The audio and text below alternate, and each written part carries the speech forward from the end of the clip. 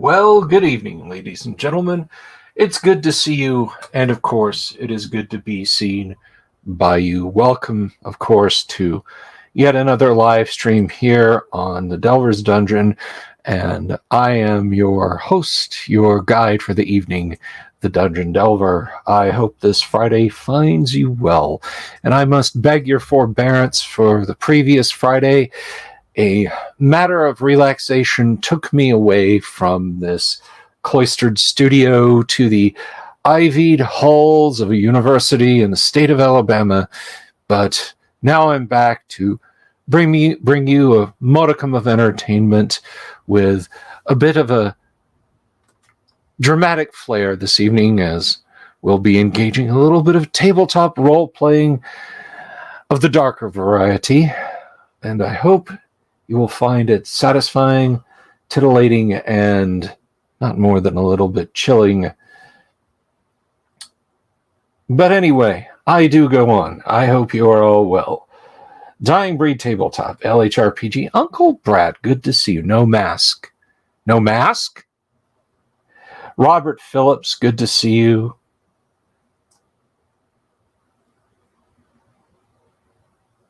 I want to make sure I'm not missing anyone.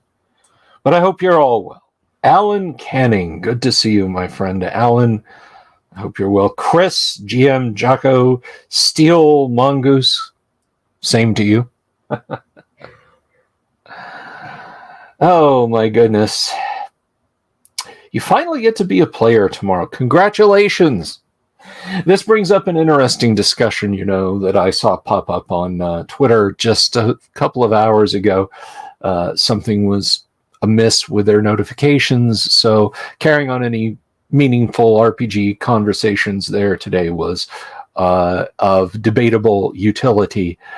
But someone asked the question as to whether or not there was any skill required in GMing, that a friend of theirs had merely picked up Dungeon World, I think, and they had a zany idea and they seemed to run it with no problem.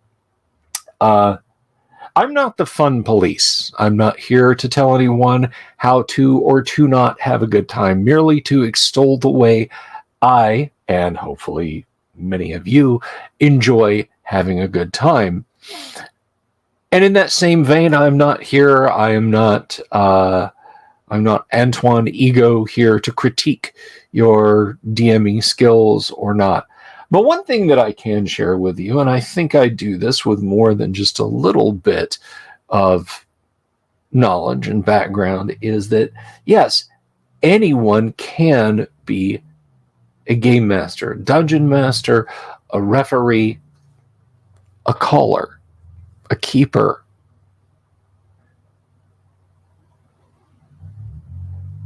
But there is a type of game mastering, I feel, that is a cut above. It is a step above the ordinary. Shelby, how wonderful to see you. I hope you're well. I hope you and Tracy are both well.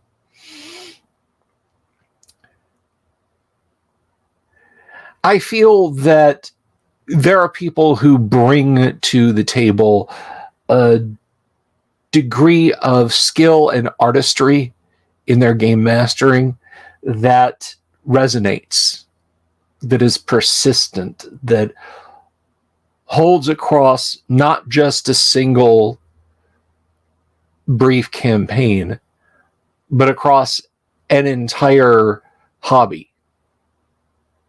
Your level of enjoyment extends beyond merely your group says yes, that they like what you do. And I feel that everyone has the potential to step up their game when it comes to the matter of GMing tabletop RPGs. I feel everyone has the ability to step up their game. I feel everyone has the ability to become an extremely gifted and talented guitar player, but not everyone will do that, and not everyone will realize that potential. So yes, anyone can game master. Anyone can game master well, but I feel that there is a cut above. There's a step above. I've told this story before, and I'm going to tell it now again. There's a friend of mine, and one night for my birthday, she took it on herself to run some D&D. She had never played tabletop before she joined our table, and she had never game mastered at all. However, because it was my birthday, she wanted to do something nice for me and let me take the evening off that turned into several evenings, and she stepped up and ran an absolutely amazing first edition AD&D campaign. She was a fantastic dungeon mistress, I guess. Ooh, that sounds a little spicy. Game master. It came to her naturally. She had that je ne sais quoi. And it's not any kind of failing if you are just an okay game master. Nobody's keeping points. Nobody's scoring. I'm not handing out report cards. No one is. No one should be. This should be something that we all enjoy, something that we all step back and take to our breast and enjoy and just have a good time with. That should be the ultimate goal. But there are people who do it and do it really, really well. I've been told I'm in that rarefied era.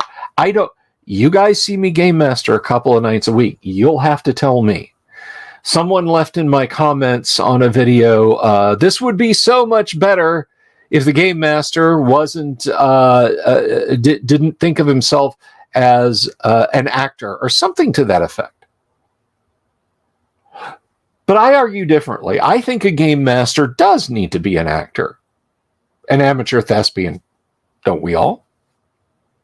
Don't we all play a role when we sit down at the table? The game master has the burden of being the entire world beyond the handful of players that sit around him. The game master must not just act, but react to everyone and everything. The party's in Arkham. We've decided to take the train to Chicago. They have a much better library.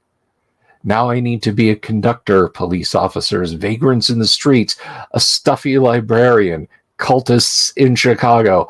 I have to be the breadth and depth of the entire voyage there and the voyage back, should the players decide to take it. So, I submit to you, viewers, I submit to you, respectfully, humbly, that yes, I am an amateur actor, and so are the players. And we all bear the burden of playing Let's Pretend when we sit around the table. We all have to act, not just react. I know this would drive my co-host Kyle up the wall. Oh, I shall spare you the rather dire Australian accent that I can do. But you know, regardless of what he might think is, oh, that's too thespy. Well, there you are. Robert Phillips says, we're all actors. Ever talk to a cop? Greetings, Cornelius. I have a nice voice and I'm super creative with the descriptions and various events that I come up with. Well, thank you, Cornelius. GM Jacko, Dungeon World was basically built to be extremely easy to play and run. Honestly, a pretty great system for people just starting out. Excellent. Excellent. An easy point of entry is not a bad thing. That brings up another interesting point that I was discussing today. And by the way, if you're just getting here, 9 o'clock is when we'll be playing Call of Cthulhu. So we've got a few minutes. You can go get some popcorn. Well, there you go. There you go, Uncle Brett.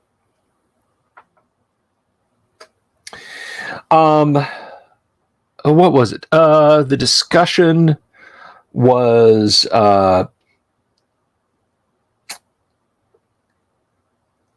any sucking lung wounds gonna we'll see. But the discussion that came up was one of rules as written versus house rules. I think this is just my opinion. You may have a complete 180 view of this. I think the easier way to introduce people to a tabletop role-playing game, look, whether it's first edition AD&D, original D&D, 5th edition, what have you. And this is my advice, and we'll talk about this a little bit when we kind of get back on track with our how to run first edition AD&D series. But one thing that I think is a necessity for the neophyte player is consistency. You might have a million different patches for your game.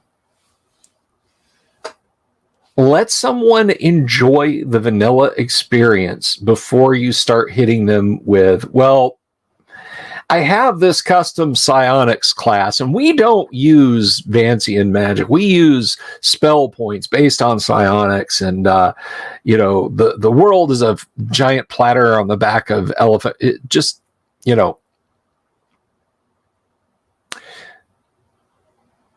I remember when I told a friend that I was going to play Fallout 4. I bought Fallout 4 for the princely sum of like all parts of it. It was on sale on Christmas for like 95% off or something. So, it was $5 or something crazy like that. But I bought it, and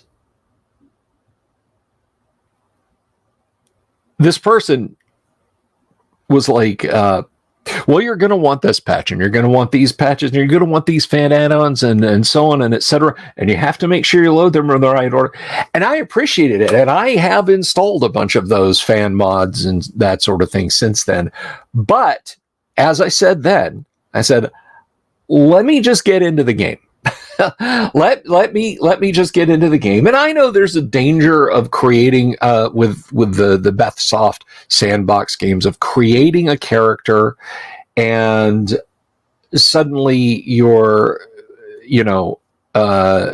playing and you say, oh, I want to install this patch. I want to install the vehicle patch, whatever patch I want to install.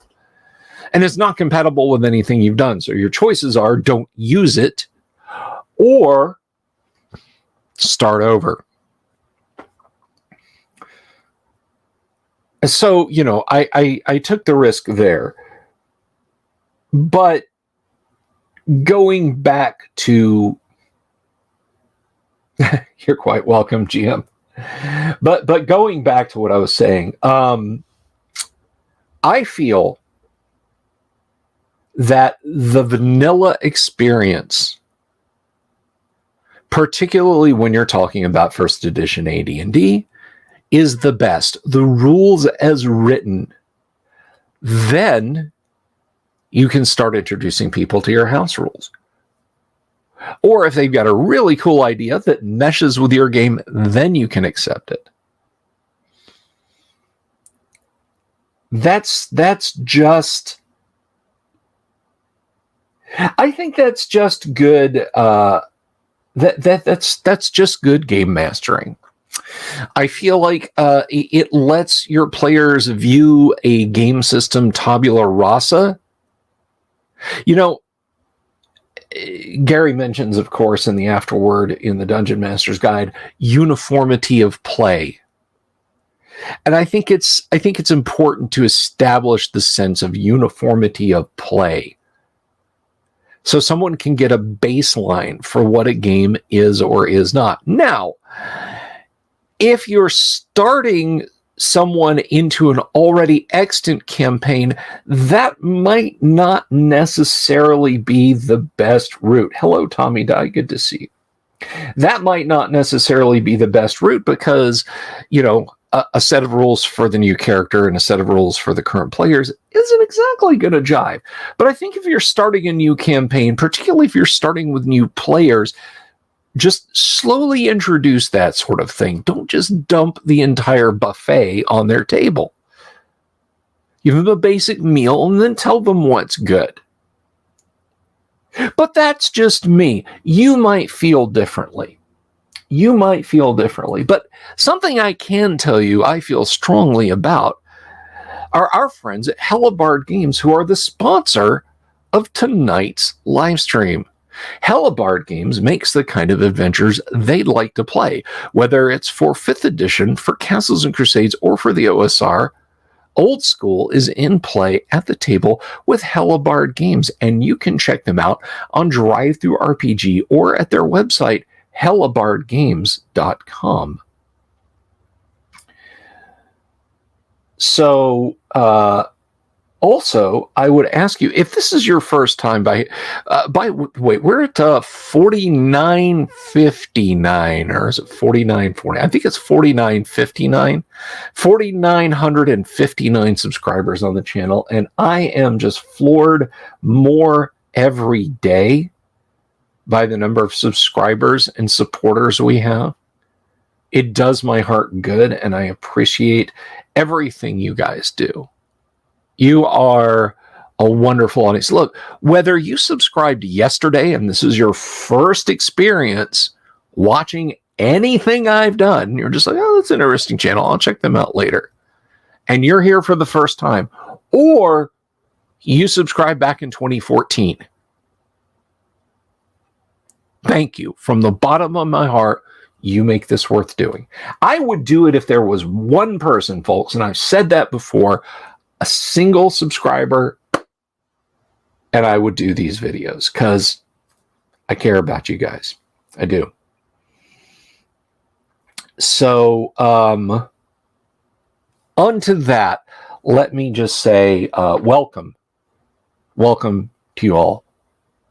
And if you're just kind of if you're sort of on the fence, let's say you typed in live stream on YouTube, and for whatever reason the big wheel spun and you wound up here, please do consider clicking that subscribe button, click the bell icon for notifications, and if you like this video, give it a thumbs up and leave a comment down below and tell us what you liked about it, and I'll do more of it,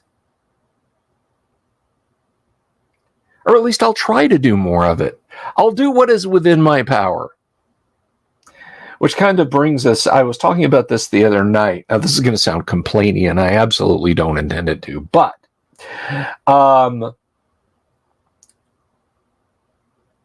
I only have so much power insofar as the conditioning of the audio that you guys hear during a game is concerned. My players and my guests, when I feed their audio to you guys, they're connected to StreamYard. I can turn their volume up or down. Generally, I have it maxed.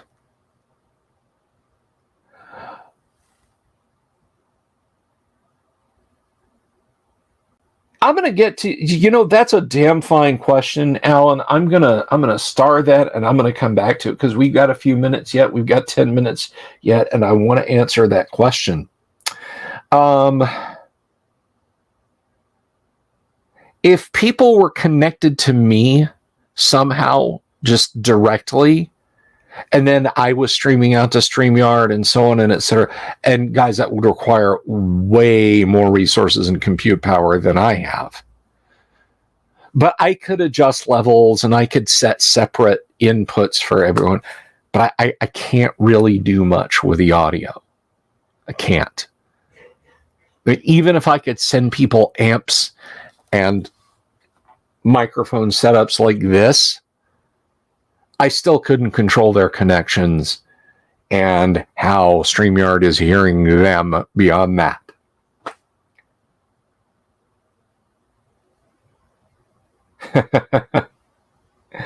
I see that, Uncle Brett. So I sincerely apologize. Anyone that's out there saying, well, I have audio issues with what he does. I promise you from the bottom of my heart, I'm not ignoring you. Believe me. I'm looking at several solutions, maybe getting a preamp to loop back to get audio out of I don't know, StreamYard, and then loop it back into StreamYard, but that would create an echoplex. I don't know.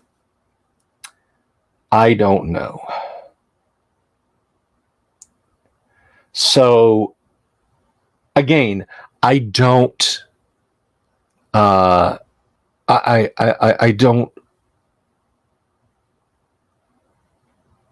ignore your requests. And speaking of things I'm not ignoring, Alan Canning asks, I think, what is a very pertinent question these days.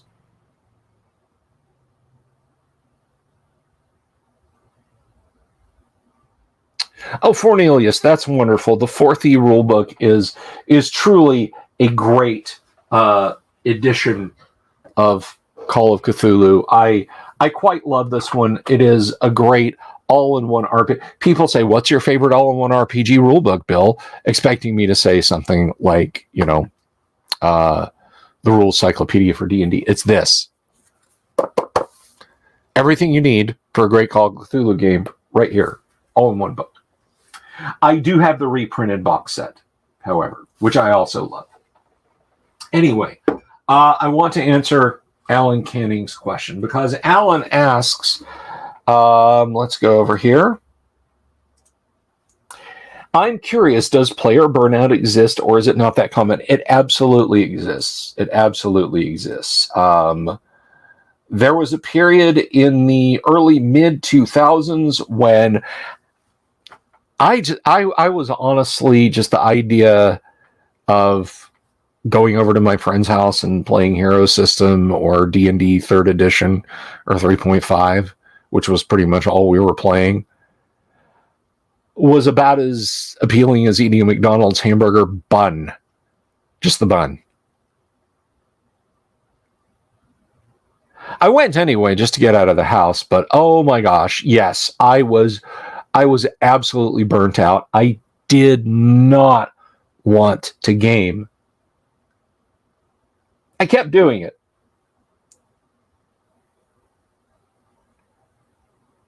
But I absolutely started to get burned out. Since I have gone back to predominantly 90% first edition AD&D, which I love. Let's be 100% clear. If someone showed up at my house and said, I'll give you a check for $1 million right now for every RPG book you have except your first edition AD&D, I would help them load it in their car. I'd have to take exception and keep original Dungeons and Dragons too. But let's just broadly say all the Dungeons and Dragons and everything else can go. I'd help them load the stuff in their car. I love first edition advanced Dungeons and Dragons.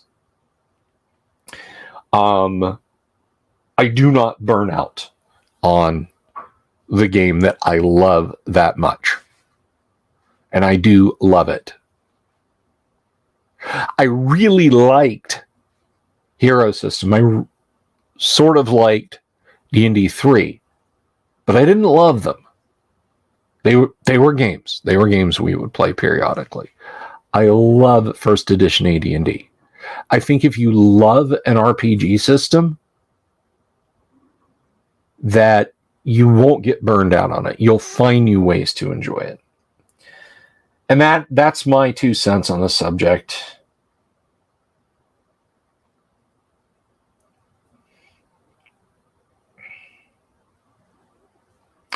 StreamYard seems all ready for me, except for a length of 15 seconds of reduced volume, and then it restored. Huh, interesting.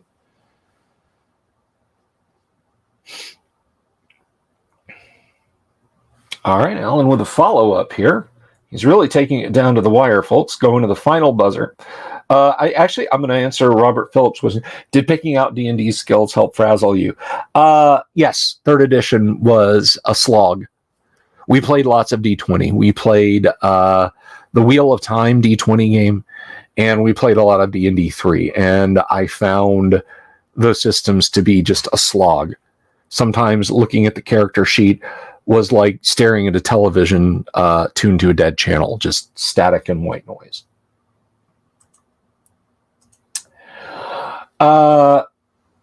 No, I don't feel that the challenges burned me out. The repetition burned me out. And I know that's kind of what you're asking.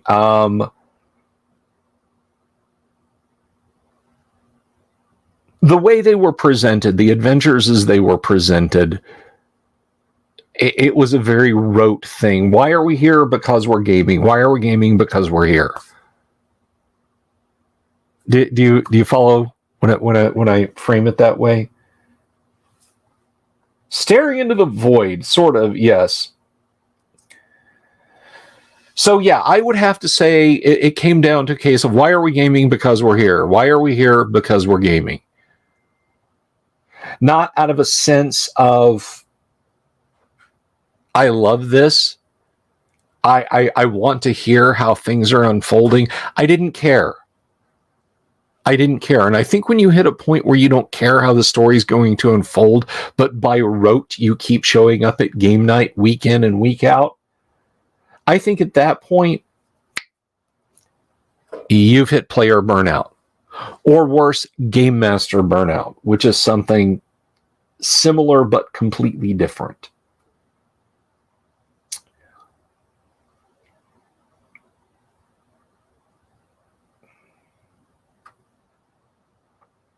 I'm just catching up on any of your comments, guys. I don't want to miss anything. You're quite welcome, Ellen. You're quite welcome.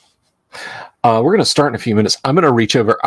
It's just out of reach. I've got to grab my reading glasses. Bear with me just a second, guys. I want to be able to see your smiling faces, everyone.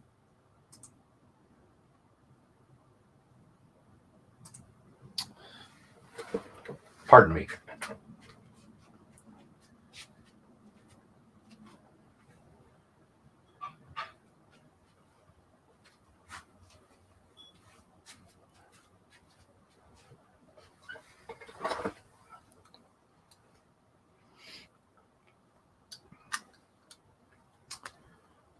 Want to be able to see the rule book without having to squint.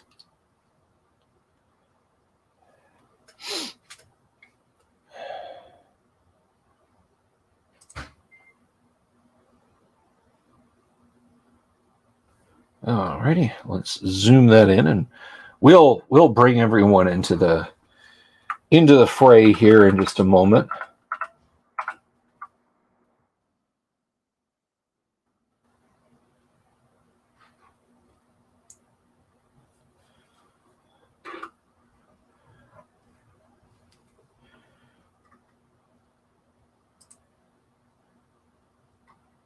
And we have got just about everybody here. We are waiting on Todd to join the game.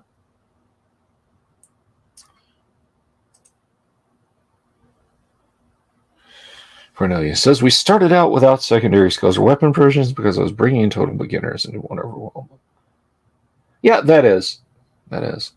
I'm not a fan of NWPs or secondary skills beyond just the list given in the Dungeon Master's Guide, but that's a discussion for another time, I feel.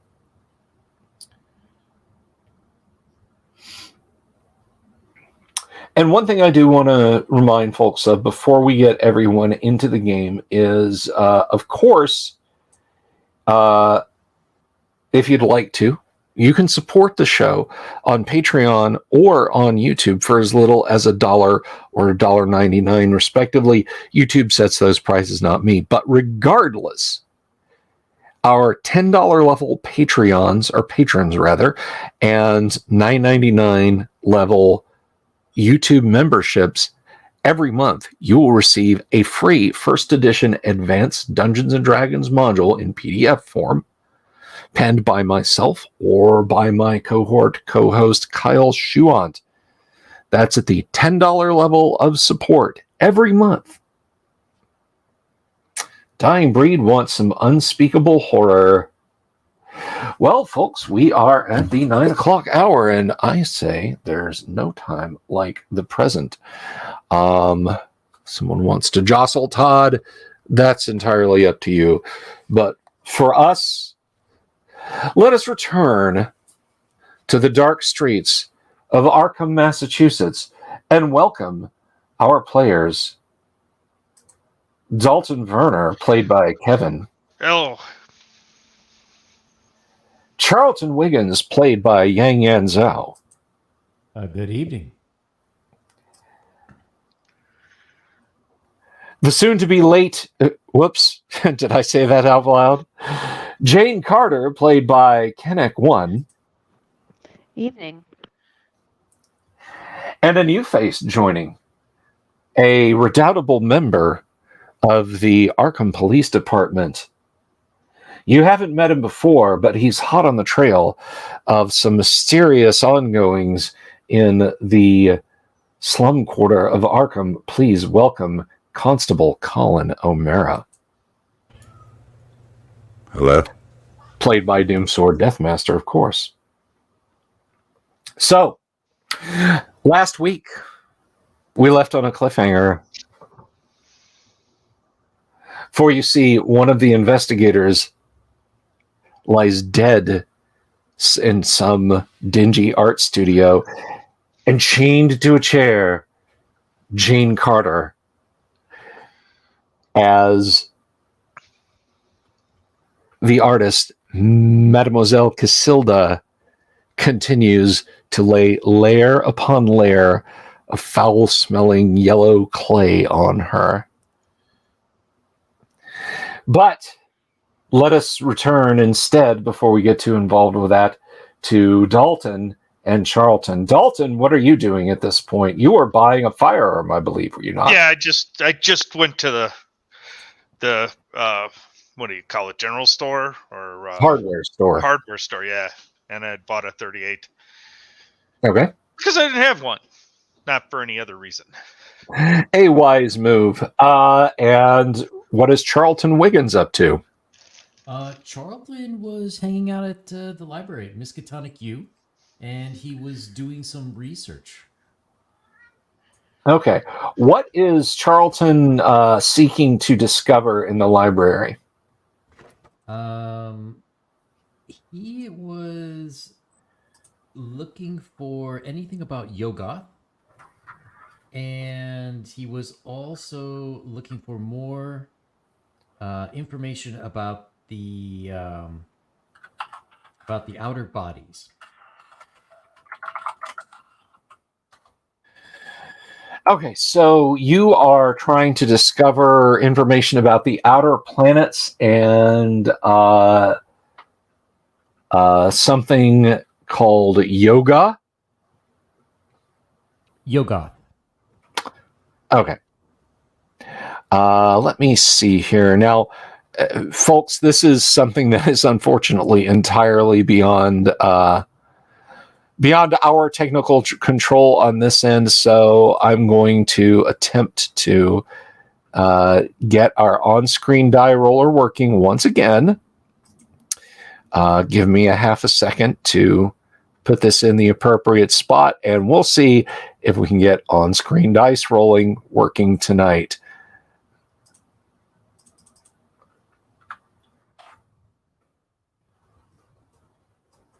All right, so there's that. Let's go here.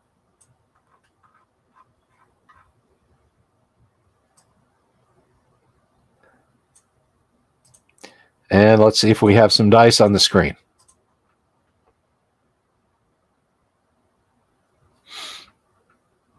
And of course not. And I couldn't have expected it to actually work. Yeah, I didn't even see dice in the roller, which is weird. Exactly. It threw an error over on this end. This is just what I have to deal with. You know, I feel like the poor beleaguered plastic surgeon in the 1989 Batman. You see the tools I have to work with. All right, we'll try that one more time, folks. And hopefully that will work, and we can get a couple of dice on the screen and see if that'll roll. There we go. Perfect. There we go. All righty. That is wonderful. So, if you would please, Yang, give me a library use roll, please. Hang on 1 second. There we go. 65, and your library use is Oh, 60. 60. Okay. So books on the outer planets are actually pretty common. So the 60 does actually avail you a success there. But as far as any more esoteric topics, you might have to ask the librarian about that.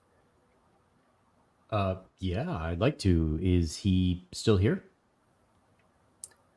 Ah, yes, you have a question. What can I help you with, Charlton? Wonderful to see you on campus again. You know, these youngsters, they think they run the place. No appreciation for learning, such as yourself and your friends have, of course. I'll say. These kids these days, they don't know the meaning of the words literally or obviously.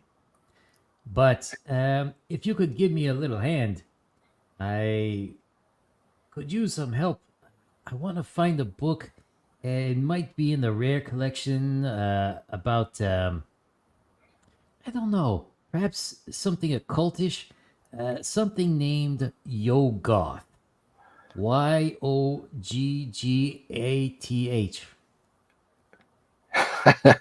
Ah, my dear boy, I believe you are referring, at least I think you might be, to something completely different. Let me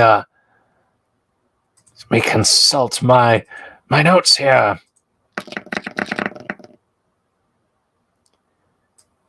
All right, so he sets about looking for things. In the meanwhile, Philip Teague, Philip is going to be looking at some astronomical charts. He's off in another corner of the library. So let's see. The librarian scratches his head and goes digging in other. Okay.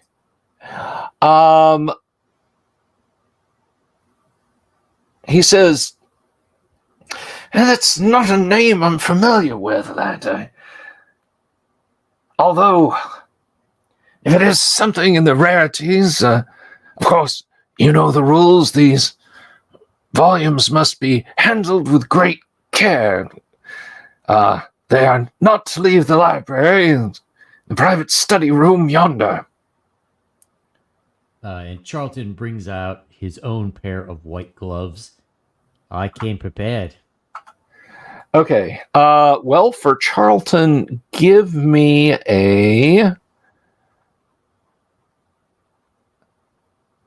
Let's see. He goes on about how potentially upsetting to weaker minds these books might be, and it's not that I distrust your intentions, you see, it's that he had a rash of rather inconsiderate folks who they just believe the wildest balderdash and poppycock. So give me a persuade roll. Yeah. 16. You don't need to worry about me, sir. I'm a man of science. These aren't the droids you're looking for. All right. He says, yes, of course. Right this way. He leads you winding through the stacks. There's a walled-in office in one corner of the great library Arkham there, and he, with gloves on also, kind of peruses a few different volumes, and finally he settles on one and very carefully takes it off the shelf and says, how's your Latin? My Latin is not so bad. Better than my Arabic and Creole. Well, I'm afraid you'll need your Arabic as well. How long do you think you'll need to study the book? Oh, I don't know. That's hard to say. Is there a lot of information on this Yoggoth? I'm not familiar with it. If it's a lot, I don't know. I might be here a while. That, my boy, you must discover for yourself. For you see, this particular tome is the starting point. Oh. And he sets a book down. There are Latin letters on the cover. Embossed or debossed. Debossed is impressed in. Are the words, the translation of Olos Wormius, the Necronomicon, or the Book of the Names of the Dead by Abd al-Hazred. Ah. Well, this might take me a little while. My Arabic's a bit rusted. But I'll make short work of it tonight. Yes. Of course. Well, best of luck to you, and should you require anything, please come and see me. I'll be at the front desk collating. Oh, thank you very much for your help. Yes, you're quite welcome. Okay. So, Jane, you are chained to a chair. Cold, wet. Just my arms or my feet too? Oh no, you're pretty bound up. Okay. Cold, wet clay being slathered on you. She started with your face, but she's left your mouth where you can at least breathe. So she's kind of giggling to herself periodically and muttering things. And yeah, you're getting heavier and heavier and heavier. And occasionally she leans in and says, you're going to be a lovely piece. Try not to thrash around so much. It'll spoil the casting. And where you're going to need all your good looks. The thing is, I'm needed more here. I mean, I can help you out. Oh, it's so wonderful. Can really help you. I mean, I'm a patron of the arts. Oh, no. I know David. Save it. Save it for when you really need to beg. For when you really need to start begging me. And you will. All right. Give me a persuasion check, please. Okay.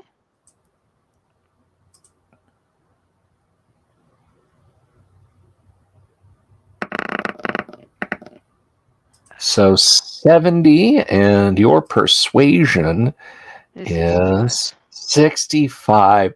She kind of pauses for a moment and says, no, I think you're going to stay right where you are. Or not. A girl like you is going to be going places very soon. Oh, but don't get upset. Her voice is kind of muffled because she's really starting to pack the clay on. Don't get upset, though. You're kind of pretty, I guess. Maybe the king will take a liking to you when you get there. Okay, so, I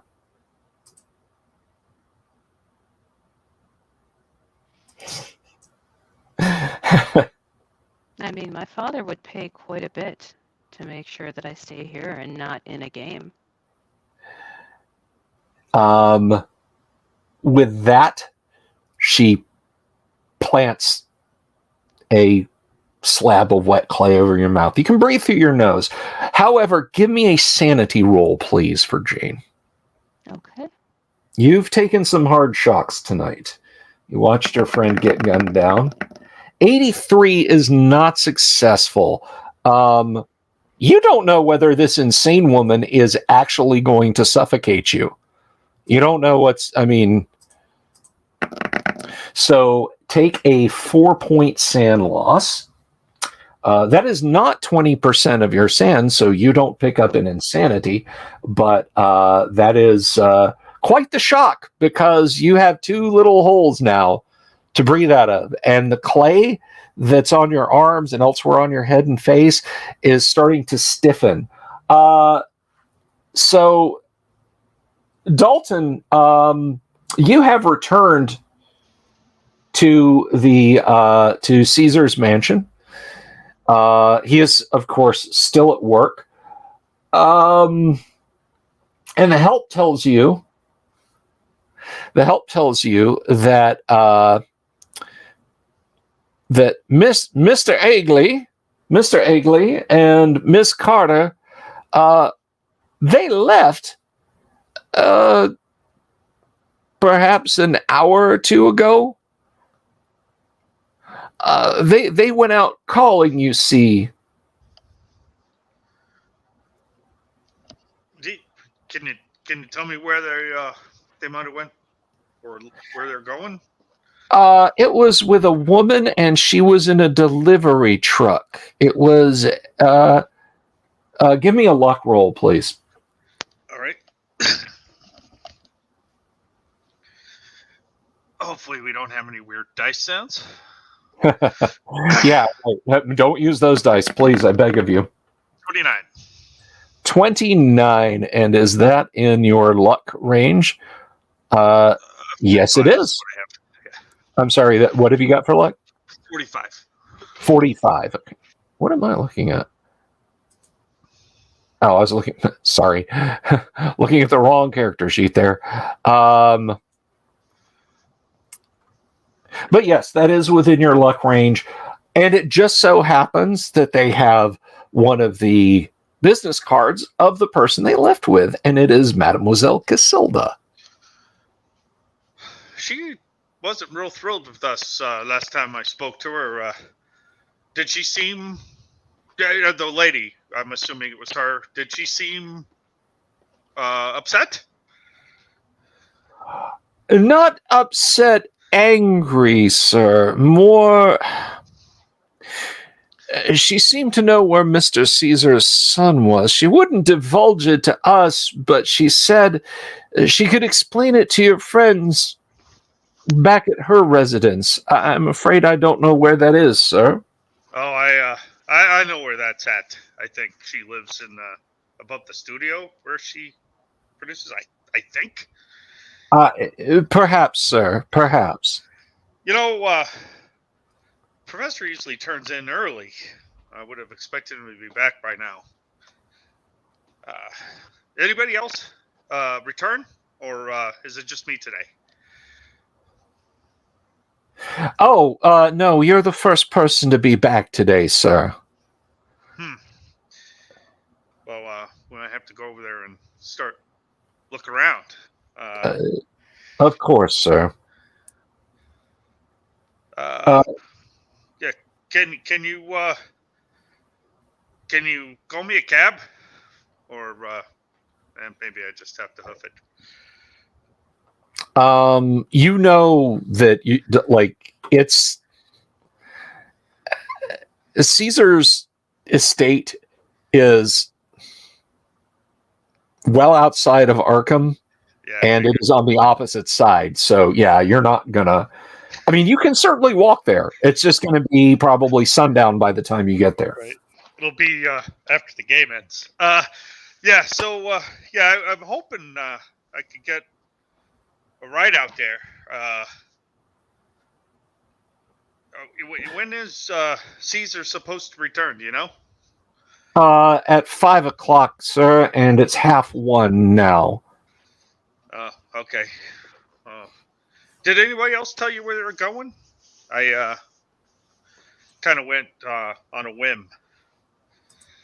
Oh, yes, Miss Jane did leave a note, sir. He hands it to you. All right, I'll take a look at the note.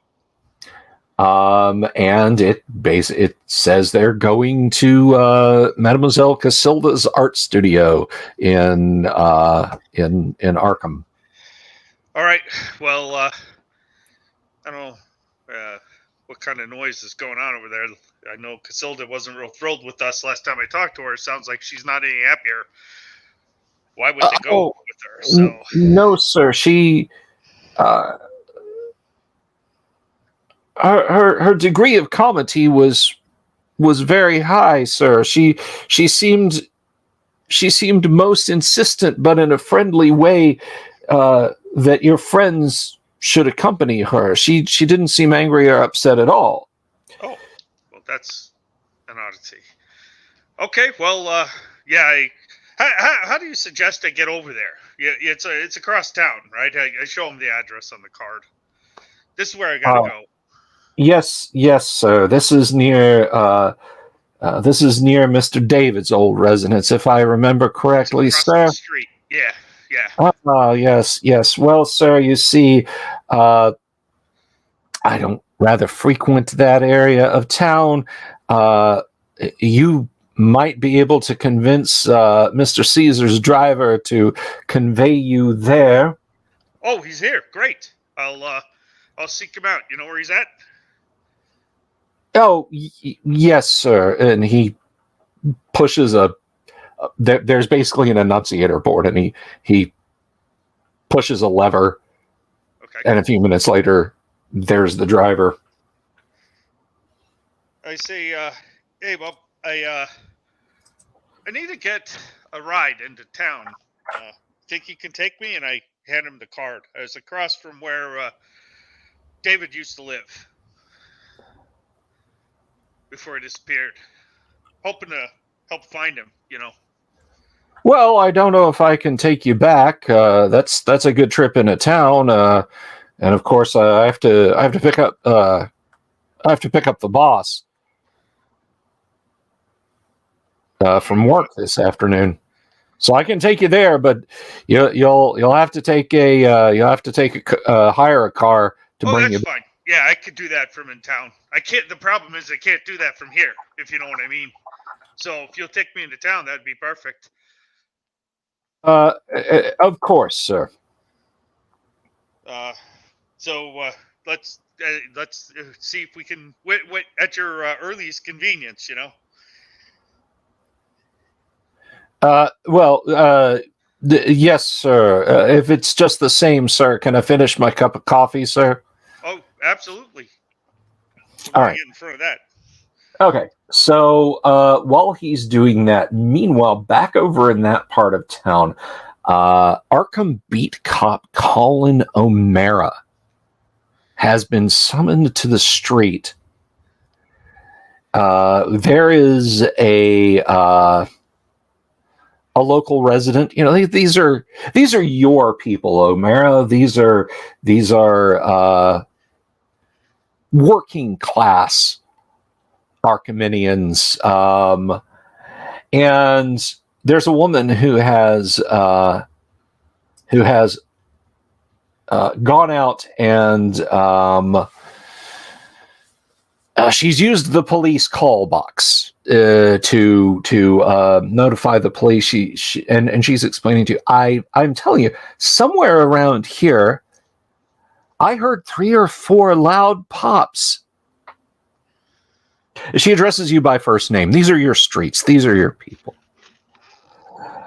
You know. So I don't know, Colin. I tell you, everyone says there's a speakeasy in the alleyway over off of Danforth Street. I don't know anything about that, but do you think gangsters are moving into Arkham? Do you think that Pretty Boy Floyd or Babyface Nelson has got something to do with this? You should be so lucky. I think not. Whereabouts these fires come from? Point the direction. She kind of gestures along the block. There's that weird art studio that you've seen like 2 people at ever. There's a butcher's shop next to it. There's a couple of vacant storefronts on the other side of that. There's basically a flop house right across the street from it. She kind of said, you know, it's somewhere around here. All right, assuming I thank her, and assuming that I don't recall anything having happened recently in any of those areas to make one more suspicious than the other, I'll just proceed down the street and look around. Okay. Let me see.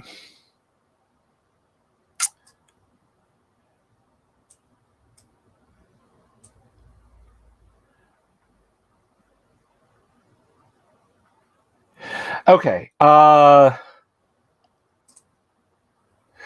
So we've sort of gone around the table. Jane feels like she's completely covered in clay. You're not sure if it's the sensory deprivation or the isolation, but you think you're hearing voices, or maybe it's some weird discordant music. You're not entirely sure. But all's quiet now. You don't hear her footfalls, although a few minutes ago you did hear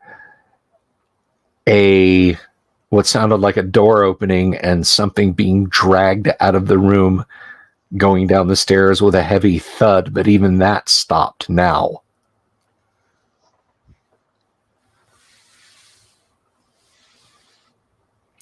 So what is Jane trying to do here? I'm going to try to cough to dislodge the clay that's like covering my mouth. Okay. Let's see. Give me a D percentage roll. We're going to do a resistance check on that. So 53. What is your strength? Actually, no. What is your? Let me look at your character sheet real quick here, because I don't want to pin you down, because I mean we're not talking about your physical strength here. We're talking about something. Okay. So let's see. We'll call this, because Jane's not a little person. I tell you what. We'll base this on power, which is a 10, and the clay.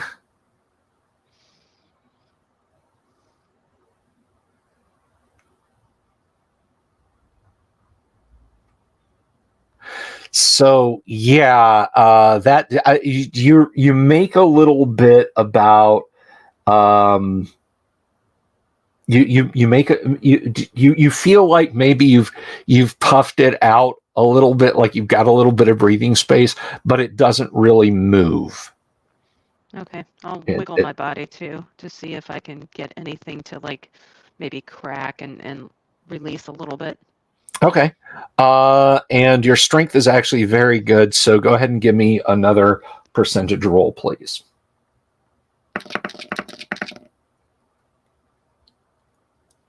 Yeah, it's hard. This is weighing so hard, and you think you're not 100% sure that you hear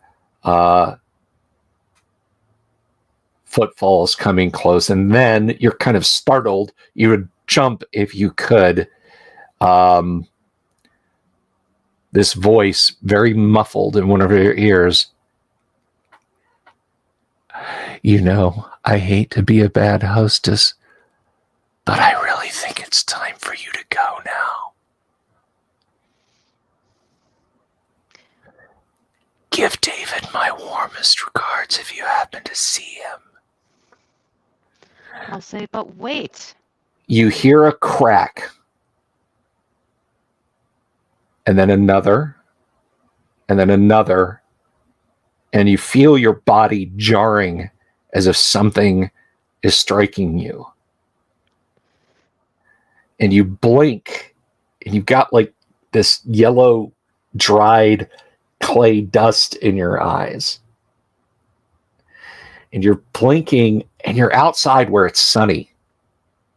Well, it's bright. It's brighter than it was in the room. You're sitting in the doorway on a cobbled street. It's daylight, but it's foggy. Yellow sunlight filters down from above. The ground underneath you is damp. Everything seems very still and very quiet. Give me a SAN roll, please. Actually, first, before you do that, give me an idea roll. Give me an idea roll. Okay. Nice. So your idea is 60. Okay, now give me a SAN roll, which is now 46, not 50. 48. Okay. So this is very startling. This is very upsetting. But maybe she dragged you somewhere. Maybe you're in some part of Arkham. So take 1 SAN point.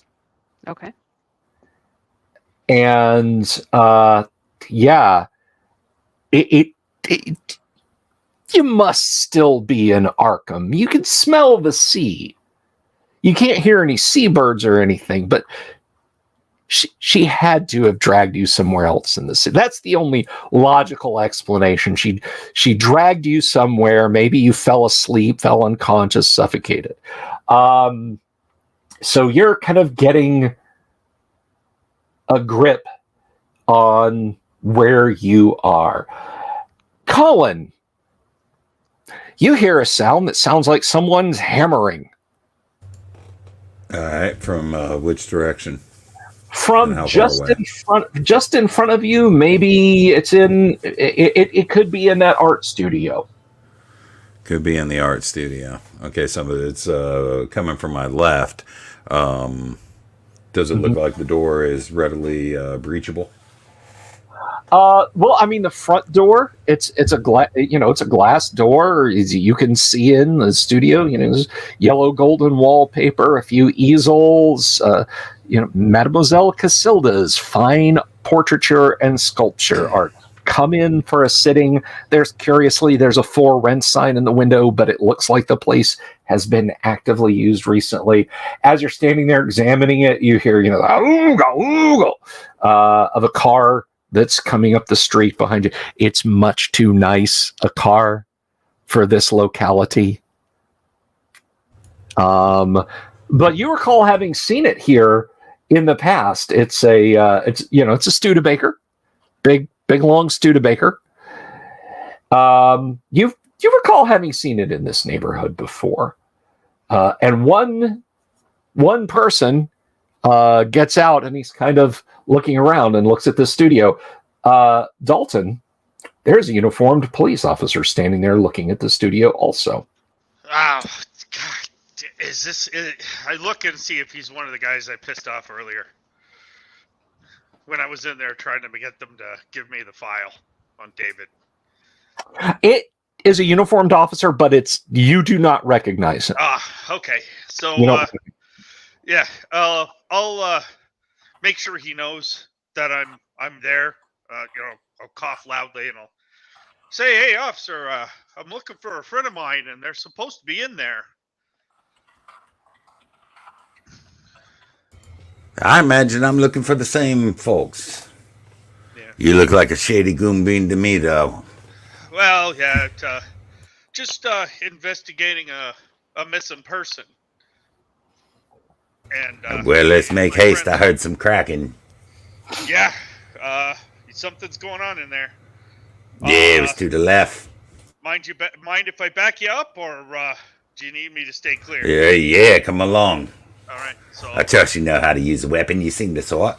I do. Was on the force at one time myself. So I'll I could tell by the way you walk. I back him up and say on your move. Hey, Okay. you got any clue about this place? It's pretty creepy, and the lady's not too keen with people being in her business. I can tell you those two things. Where the front door is good as any other. Yeah. Okay. While you guys are planning on entering the place, Charlton, you have your magnifying glass. You have this book.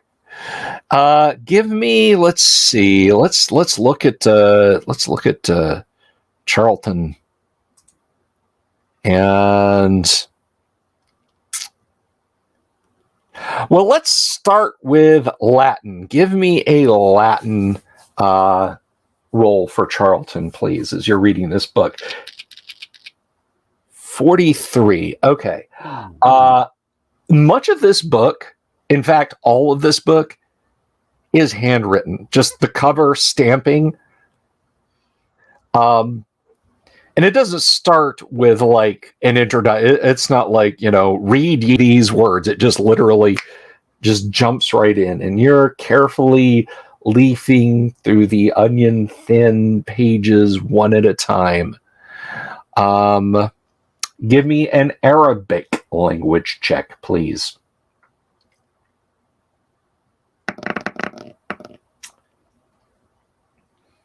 Okay. You're kind of, sort of back and forth, trying to suss this out. Give me another Latin roll, please. Oof. Okay.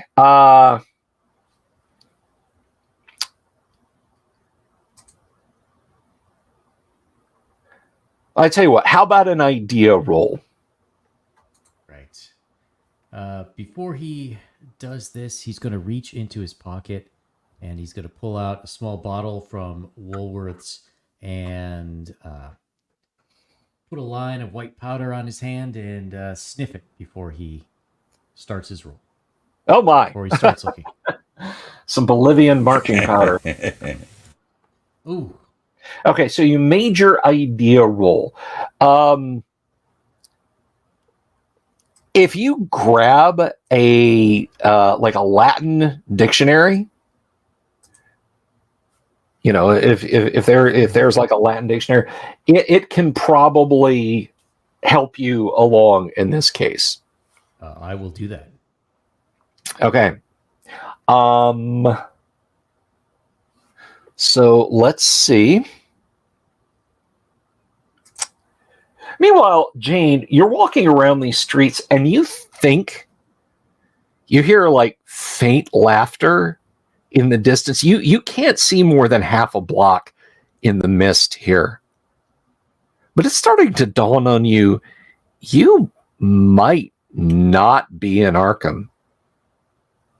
She might have taken you all the way to Worcester. Oh. Or maybe maybe not. Give me an idea roll. Okay.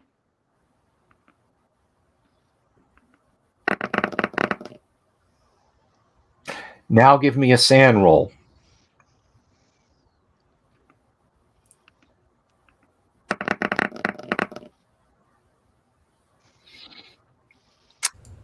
That is going to cost you.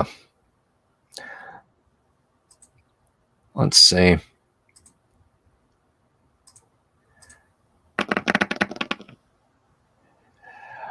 Yeah, you kind of stumble. You have a moment. You lean against a lamppost that is kind of. It's like the metal doesn't feel right. It feels unwholesome to touch it. The moisture in this place. You're not in Boston region. You're not in Massachusetts. You're absolutely somewhere else. There was something in that clay. There was something in that clay. Alrighty. So go ahead and give me a Latin roll, please. All right.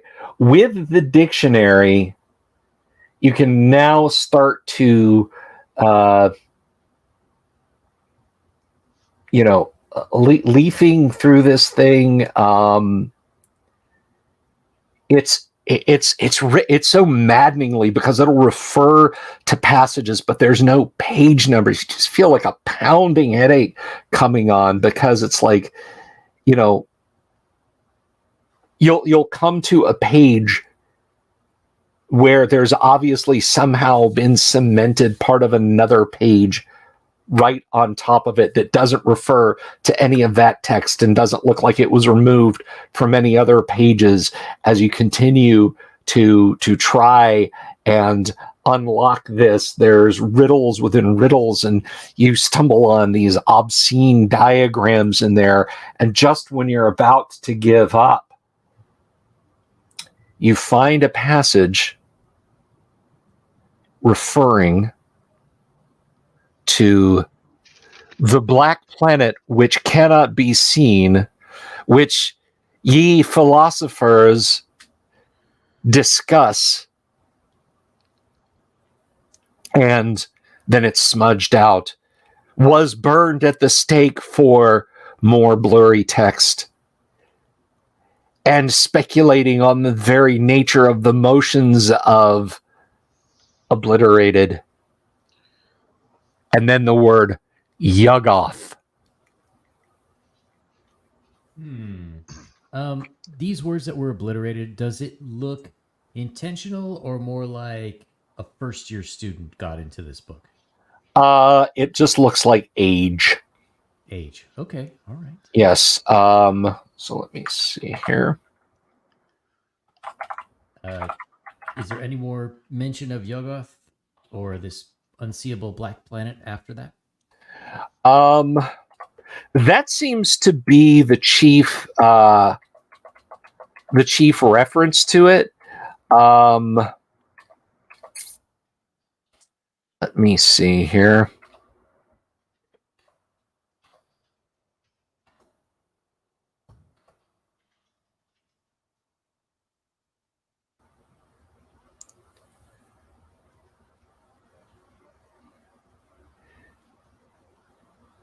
Okay.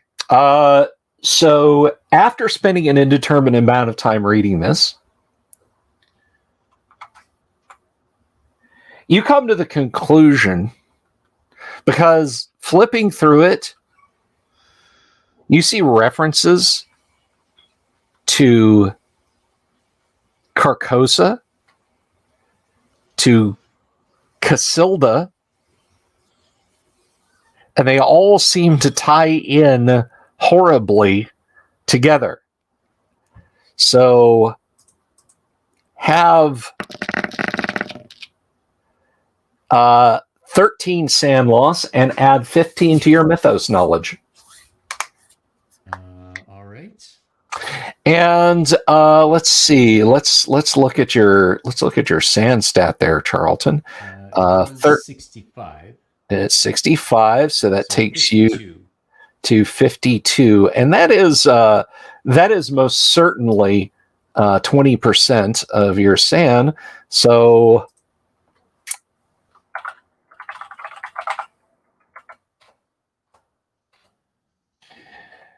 all right.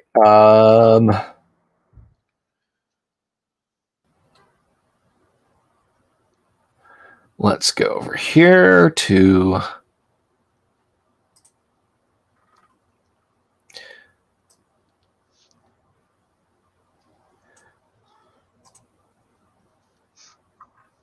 all right. Yeah, that's a real shock to the system. You realize that things are not not all right. So let's see. Insanity.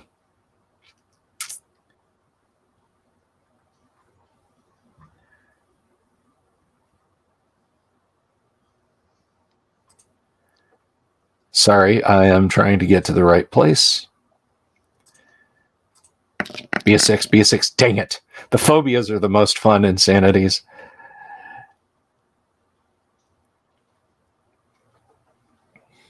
Okay. It's clear now that this isn't just about David. This isn't, why did Philip bring you here? Why did the librarian lock you in this room? Why did he give you this volume? Why did Caesar insist that you look at everything? They're all trying to drive you crazy. They're all trying to drive you mad. So you are now paranoid. You are now paranoid. Thank you, Cornelius. So your sanity is reduced by 13. It can possibly go back up. But you've gained some insight into exactly what they're up to. How do you? 13 is hellacious. Yeah, 13 is a big whack. How do you react to this shock to the system? He's well, he definitely feels like he needs something to calm him down. He's gonna leave. Well, he's paranoid, so he doesn't want to tip off the librarian. He's gonna gently close the book, put it back wherever he's supposed to leave it. He's going to sneak out if he can so that the librarian does not see him and see what Philip is up to. Okay. Let's see. You have a sneak of 10%. Give me a sneak roll.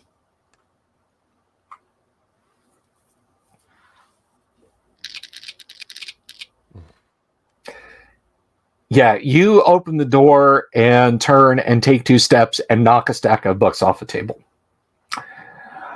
The head librarian, you hear his footsteps as he comes over and he says, "Ah, Charlton, any luck with that tome in there?" Why do you ask?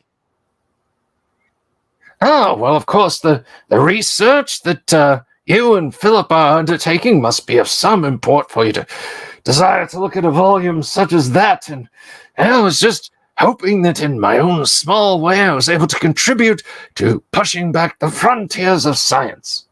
Oh, well, thank you very much for your help. I was hoping to connect it to some pharmaceuticals my company was working on, but unfortunately, I ran into a brick wall. There was nothing there. Oh, well, please, if there's any... He's stepping closer, looking very intently at you. Please, if there's something that I can help you with, sounds fascinating. Charlton will like every step he takes forward, he'll take one step back, and I say, Okay. thank you very much. I may return another day, but it's so late now. I'm lightheaded. I need to get some dinner in me." Of course, of course. I believe Philip is still researching some astronomical data. Shall I fetch him for you? Oh, no, I wouldn't want to bother you. I'm gonna go and I'll find Philip. Of course. Well, if you require anything else, please, I am at your disposal. Of course. Thank you. That's code for he's going to dispose of you. Yeah. So Charlton, as soon as he thinks the librarian will lunge at him with a knife, he will back away and go in the other room. Okay, so you're heading back out into the library proper, and you hear him putting the books back. That was a trap. He put those books there so you would absolutely knock them over. He did that on purpose. He did it on purpose. He did it on purpose. So back in the main library, he's going to see how suspicious Philip looks. Philip looks up and says, it's good to see you, my friend. Did you have any luck? You have been gone a couple of hours. So that's my best Todd impression, and he's not here tonight. So, well, he would ask, well, what did you find out there, Philip? Well, I'm just looking at these damned star maps, trying to make heads or tails of David's notes, and we saw, we saw the Hades cluster and everything else that he had his notes on, and I'm just trying to put it together. And I was hoping you, and he claps his hands on your shoulders, were able to find out anything else. Are you okay? Charlton definitely jumps when he claps him on the shoulders and sort of pushes him back a bit and says, I'm sorry there, I'm not big on physical touch. Yeah, well, I found some things, references to a black planet. Perhaps it's best to let it rest for tonight. I'm thinking of heading back. Very well, my friend. I mean, it's barely late afternoon. I'll stay here and continue to research, but I'll return to the house myself later after I've gone over this critical information. I have to make a couple stops on my way home, but yeah, I'll meet you back there. Alrighty. And he will stop at a drugstore on his way back. Okay. Alrighty, so you stop at a drugstore. What are you getting from the drugstore? Paregoric. There you go. He bottles it up for you. You want some cola syrup to take the bitterness out of that, sir? Cola. No, I'm okay. I have some at home. It's not a problem, sir. I've got some right behind the counter here. No. What's he reaching for? He doesn't want the caffeine. I just prefer you keep, no need to bend down.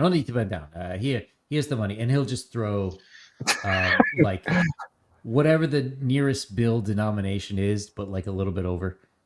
Okay, yeah. You throw like a $2 bill at him, and he's like, I can get your change, sir. You could buy like a gallon, sir. No. You keep the change. And he's out the door. All right. So Dalton, Patrolman O'Mara, or how are you going into the studio? Are you going into the front door, right? Yes. Okay. It is open and a bell dings when you go in, but no one immediately comes out of the back. The smell of the place tells you that it's probably a working studio. It's a faint turpentine. Actually, it's a really, really strong turpentine odor. There's easels. There's a big easel that's all covered up with a yellow tarp. There's paintbrushes, just some things kind of around the way. And you hear a voice from somewhere in the back say, "I'll be with you in a minute." Pay your mind, Vanna. You go first. All right. Arkham PD protocol, you know. Yeah, I got you. Just make sure nobody comes up behind me. This place is kind of creepy. I'll cover you. So I'll.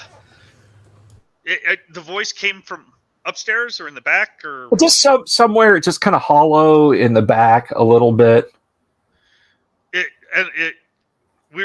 was in the back room before, right? That's where we came in. Yeah, you guys had come in the back. Okay. All right. So I'll go up to the door between the front and the back, and I'll push it in with my shoulder, I guess. Okay, that is going to be a percentile roll, please, an opposed roll. Okay. Percentile, not those dice. D10, D10. 77. You put your shoulder against the door, it doesn't open, and you hear very close. Jeez Louise, I said just a minute. Can't you read the sign? It says employees only. And the door. I have my weapon. I'm sorry. I have my weapon clearly pointed at a door, and I'm ready to shoot in the event of anything that won't get me busted. Doomsword is out for revenge. Perhaps. Okay. Or perhaps not. So the door opens, and there, looking like she's been working on sculpture or something, is Mademoiselle Cassilda. And she kind of jumps back when she sees your gun drawn, and she's like, "Officer? Oh, Mr. Vernon? Werner, right?" Yeah, madam. It's Werner. You Yeah. remember me? The guy you didn't like so much last time we talked? Oh, I know. I'm so sorry. I had driven.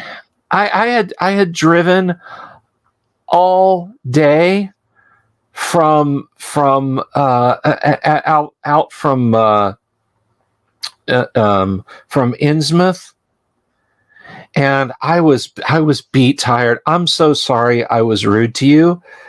I even apologized to your friends when they came by today.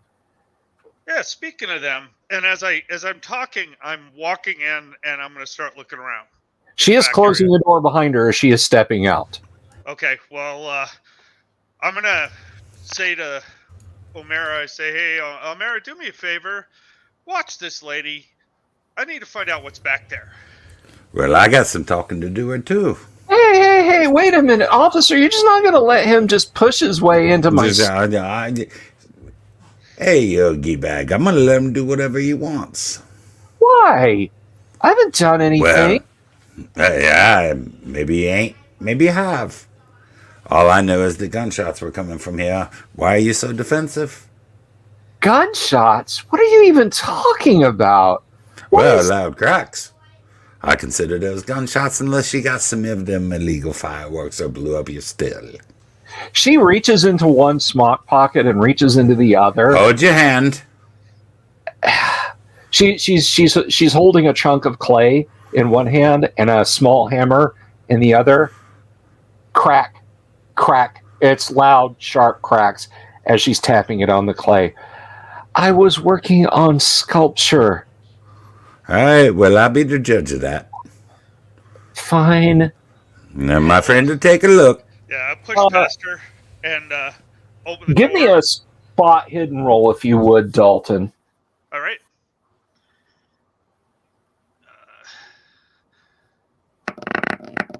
75. I am witless. Yep. You see nothing? Yep. So I'll push past her and nudge her aside.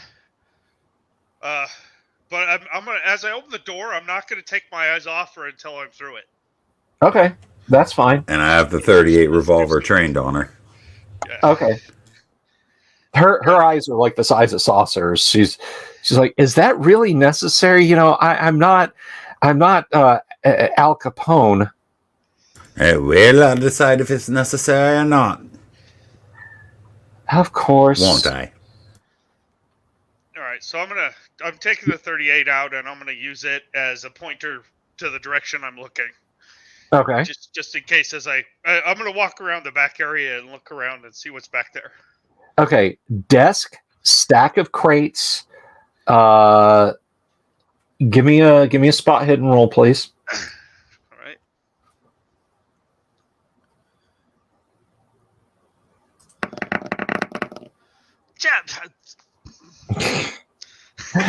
All right. Desk, stack of crates, stairs leading up the back, boxes full of various odds and ends. Does anything look like it's out of place from when I was here last? Just on a cursor glance.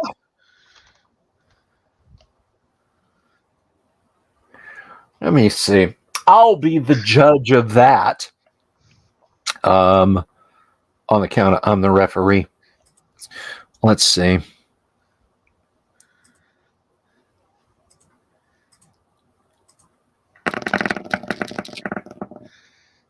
You roll as bad as I do. I roll as bad as you do. Nope, there sure is not. Okay. All right. So yeah, you're nosing around the back room. There's the stairs up. So, you expect me to believe that that cracking sound was loud enough to be heard a block and a half over, eh? Well, I'm sure I don't know what people heard or didn't hear, officer. This is what I'm telling you, they gunshots. Unless you got something better. Well, I don't. Do you see John Dillinger or Pretty Boy Floyd hiding under the desk? Ooh, is that Ma Barker behind the art easel over there, officer? What's up with all against the talk in the lower town? I'm tired of that. Well, You must think me a tool.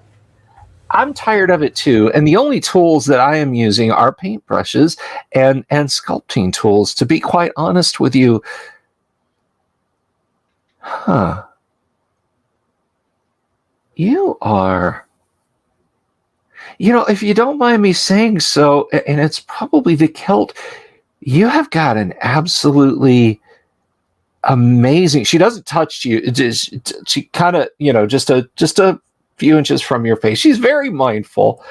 You have got an absolutely beautiful Celtic profile. Would you sit for me? Could I paint you? I'm here for an investigation, madam, and of course I have a beautiful profile.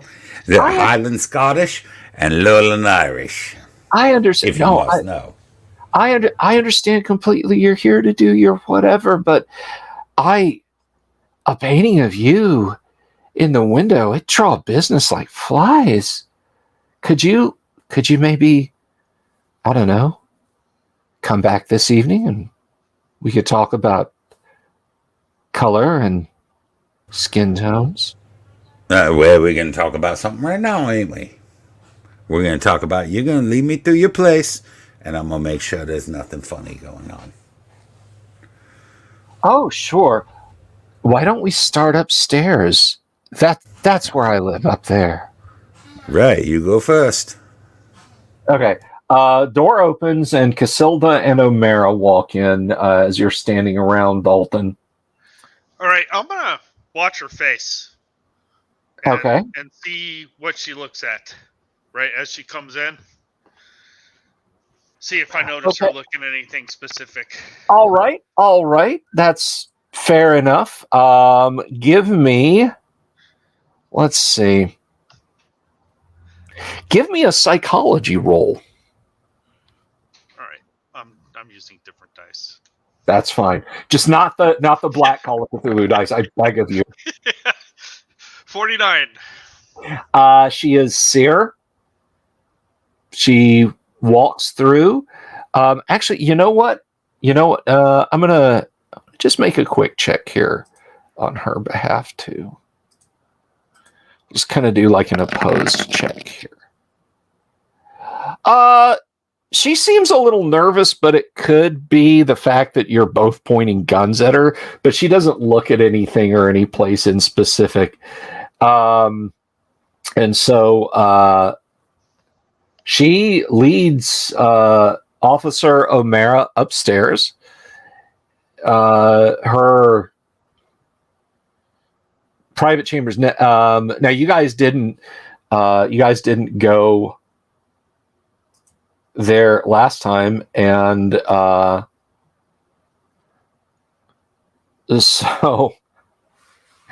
so you go upstairs, and it is a small combination kitchen, dining, living space. There's a radio. There's a chair that's covered in this yellowish clay dust. It looks like she was recently maybe doing some sculpting there. You're not sure. There's a big bare spot on, just bare floor, hardwood floors. And then there's a door that goes up front. Hey, everybody, look who's here. It's the one and only Todd as Philip Teague.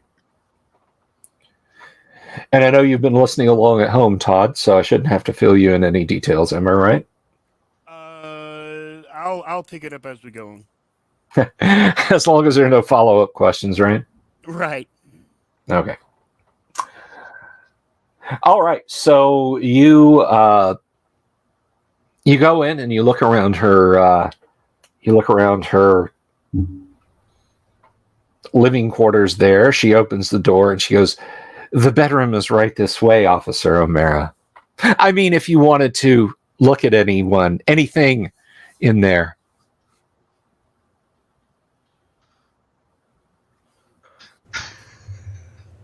I'm going to walk up the stairs. That doesn't sound very, very happy to me. Okay. Yeah, what you got in there? I'm sorry. Repeat that, please, Doomsword. And what you got in there? There is a single bed, a radiator type heater, a small bookshelf crammed with some assorted volumes on it. A nice view of the street, if you consider that a nice view. There's windows, but the shades are pulled. I mean, the room is a little bit wider than the bed that's stuck in one corner, but it is as broad as the front of the building. So there's an overstuffed chair stuck in the corner near the door, a small table, the aforementioned bookshelf, a chest of drawers, a large chest, and the aforementioned bed, and some prints and paintings hanging on the wall, all cityscapes. Tell you what, why don't you go in there and look at it? I'll keep an eye out. Are you telling me to do that, or are you telling her? Her. Okay. So as you are doing that, Colin, I just want to bring Todd up to speed. You and Charlton had been at the library, spending a while trying to find some information that might be relevant to these star charts that David was trying to put together. And in the interim, Charlton excused himself from you, went and talked to your friend, the librarian, and went off and did some private research. And when he came back and found you a couple of hours later, it's now mid-afternoon, he was acting very twitchy.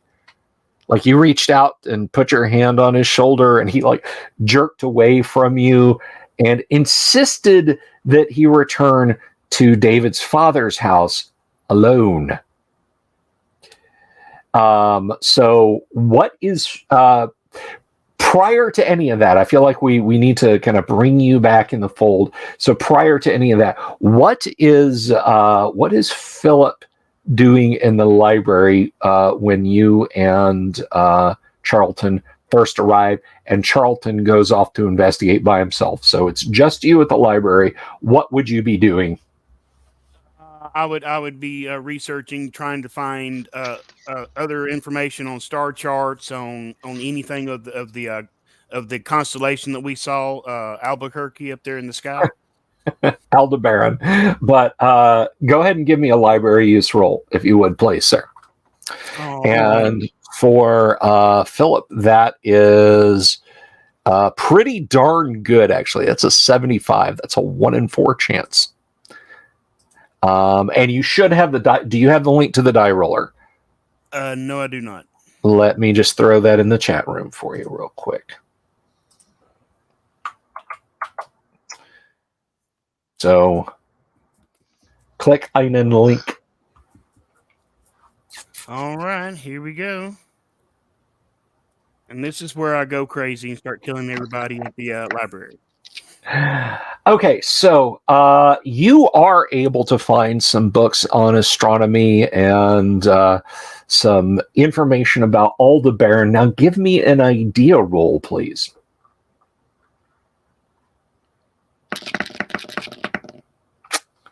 And your idea is 50. So yes, that will work nicely, and you realize that there are mentions of Aldebaran in The King in Yellow. David had a copy of The King in Yellow. David is now missing. It's bringing up some kind of unsettling possibilities in your mind. So what's your what's your next move there? After you kind of assemble this information, this data, you have this bizarre encounter with Charlton, who just rushes off by himself. So what are you going to do, Philip?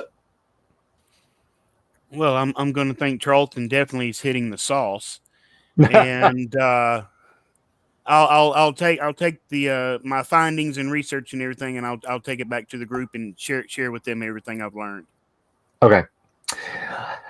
You actually arrive back at the house before Charlton does. So Charlton, when you return to the house, standing there pacing nervously, is Philip. He got there before you. Of course he did. Oh, Philip, you got back very quickly. Yes. So, no luck? Actually, yeah. Made quite a few discoveries, actually, and I'll lay it out to him. Okay, give me an idea roll, if you would, please, Charlton.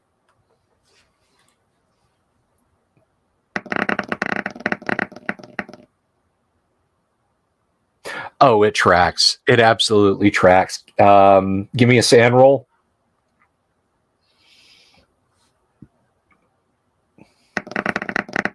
Oh. 71. Yeah. So, or 80. I'm not looking at the die roller, but it's not good. So, yeah, Aldebaran was mentioned a bunch in the Necronomicon when you were reading it. And just the hairs on the back of your neck stand up. this is all coming together now. Meanwhile, back at the studio, Dalton, you've forced your way up into her chambers there. She's just kind of standing there. She's got it like a nail file. She's cleaning underneath her nails. So did you find anything? Where are they at? Where are my friends? This Well, is where they came and they have not returned. This is where they're at. Where do you have them? I have no idea what you're talking about. Look, I asked your friends to come here today because they had some cockamamie idea about David and I having an affair. Now, David's a very handsome boy, but I'm afraid I had nothing to do with him. They insisted on coming here and talking to me about it, but as you can see, I've been busy all day. I haven't. Well, until you got an excuse for that cracking sound that could be heard up the street. I don't know what to tell you. I'm here to investigate, and we'll investigate every piece of this. Okay. I'm sorry, you were about to say something, Dalton? Yeah. So you drive all the way out to my patron's house on the other side of the island, and then they tell you that they want to come back here? It seems Well, like when I you were talk, fetching them, right?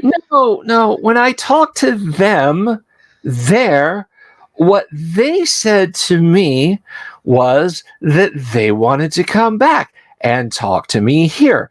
I don't know why. Look, And I'm just an artist. Right. I'm gonna look at O'Mara and just shake my head.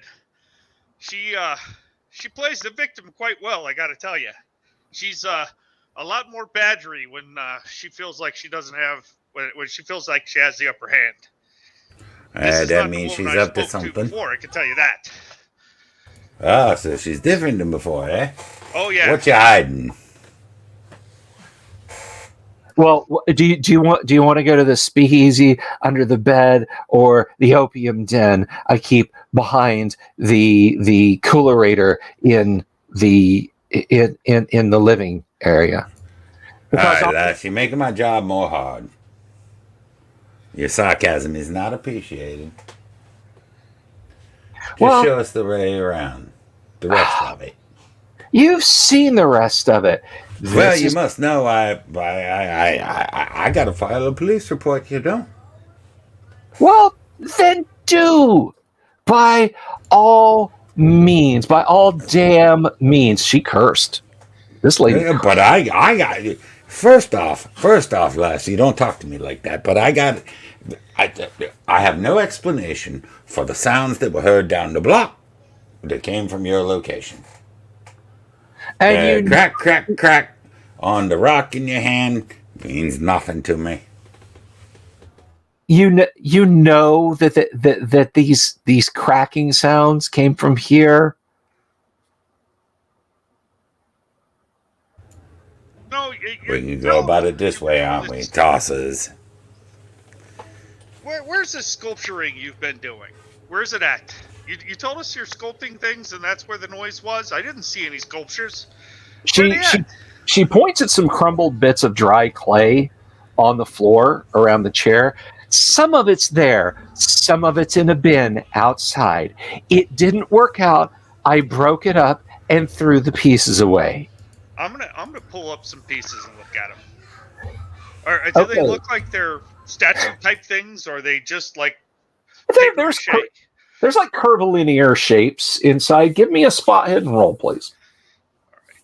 Yeah. A spot roll. Yeah. While these dice hate my guts. Where is that window?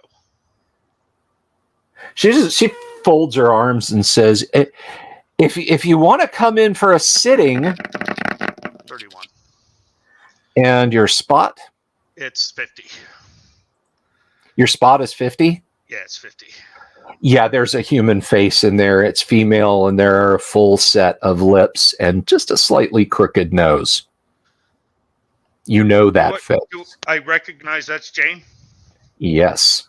All right. I pick that piece up, and I show it, well, with my gun pointed at her, because I don't want her doing any funny stuff. I showed O'Malley. I said, this is Jane. She just, I don't know what she did. This is Jane's face in here. My friend Jane's face. Right? Are there air holes? Yes. So There's a slit for the mouth, and there's for the nostrils. Okay. I was like, so if she broke this stuff up, where's Jane at? I mean, she just broke it, right? Mister, she left.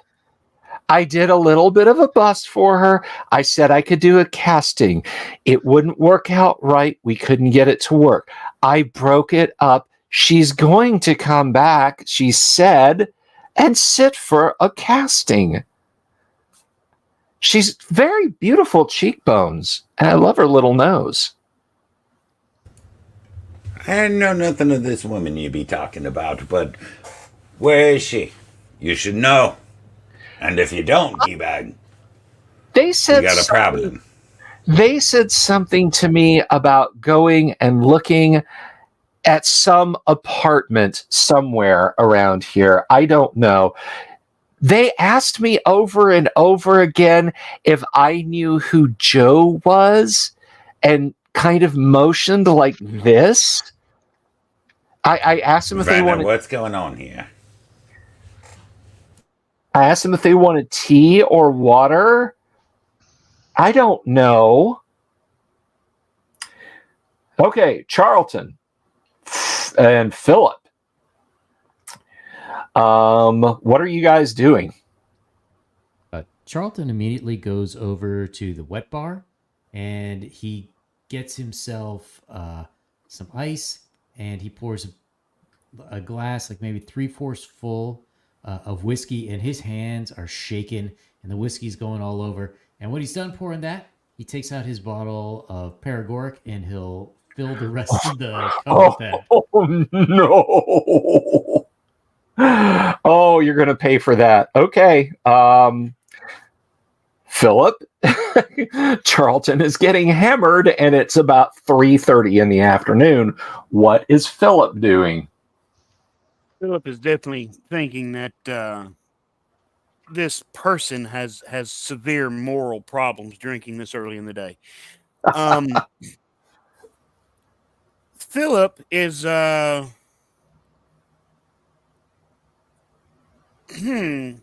trying to think what would Philip do. Philip will go over and look at the look at the clay work that the sculptor had of Jane. Okay, I'm sorry. You guys are at you're at the mansion. You're not at the studio. Oh, okay. You guys are across town. Sorry.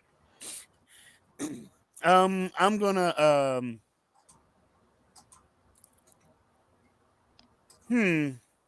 go to somebody else. Let me think. Okay. I think once Charlton could slightly calm his nerves, he would start filling Philip in on what he found. Although he would do it from across the room. Okay. So let's see. Let me look at.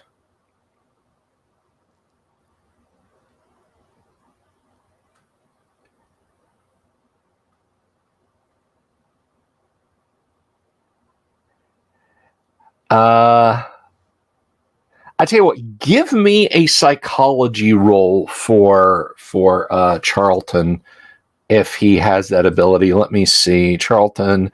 Yeah. Give me a psychology roll. 13. Okay. Now give me a persuade roll. That is 55 for Charlton. Ooh. You managed to not sound like a paranoid, rambling mess. You pull it together enough. Maybe it's the paregoric, maybe it's the whiskey. Could have been the gin, could have been the 3 or 4 6-packs. I don't know, but look at the mess you're in. But you are able to kind of form a narrative. Give me an idea roll, please, Philip. Excellent. Give me a sand roll, Philip.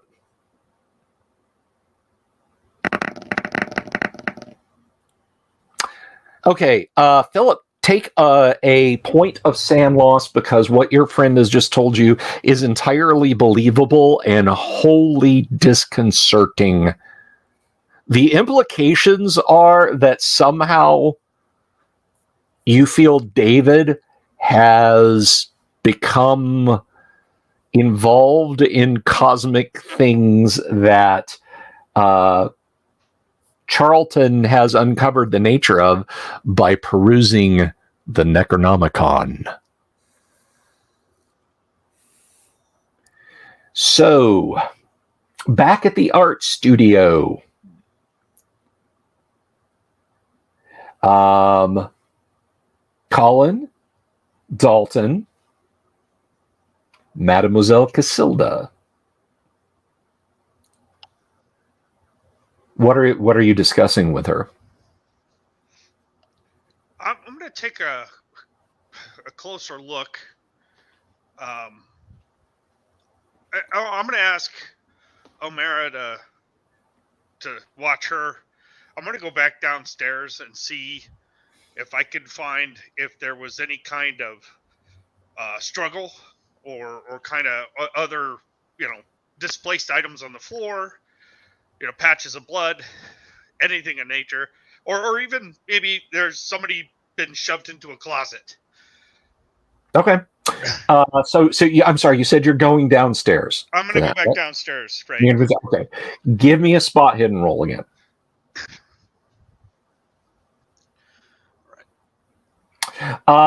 Connect, I haven't forgotten about you. I know you're over there. 69. Nice, but not. Nope. Connect. So you're standing on the street. The mists smell like the sea, but you don't hear any seabirds and you don't hear the lap of waves.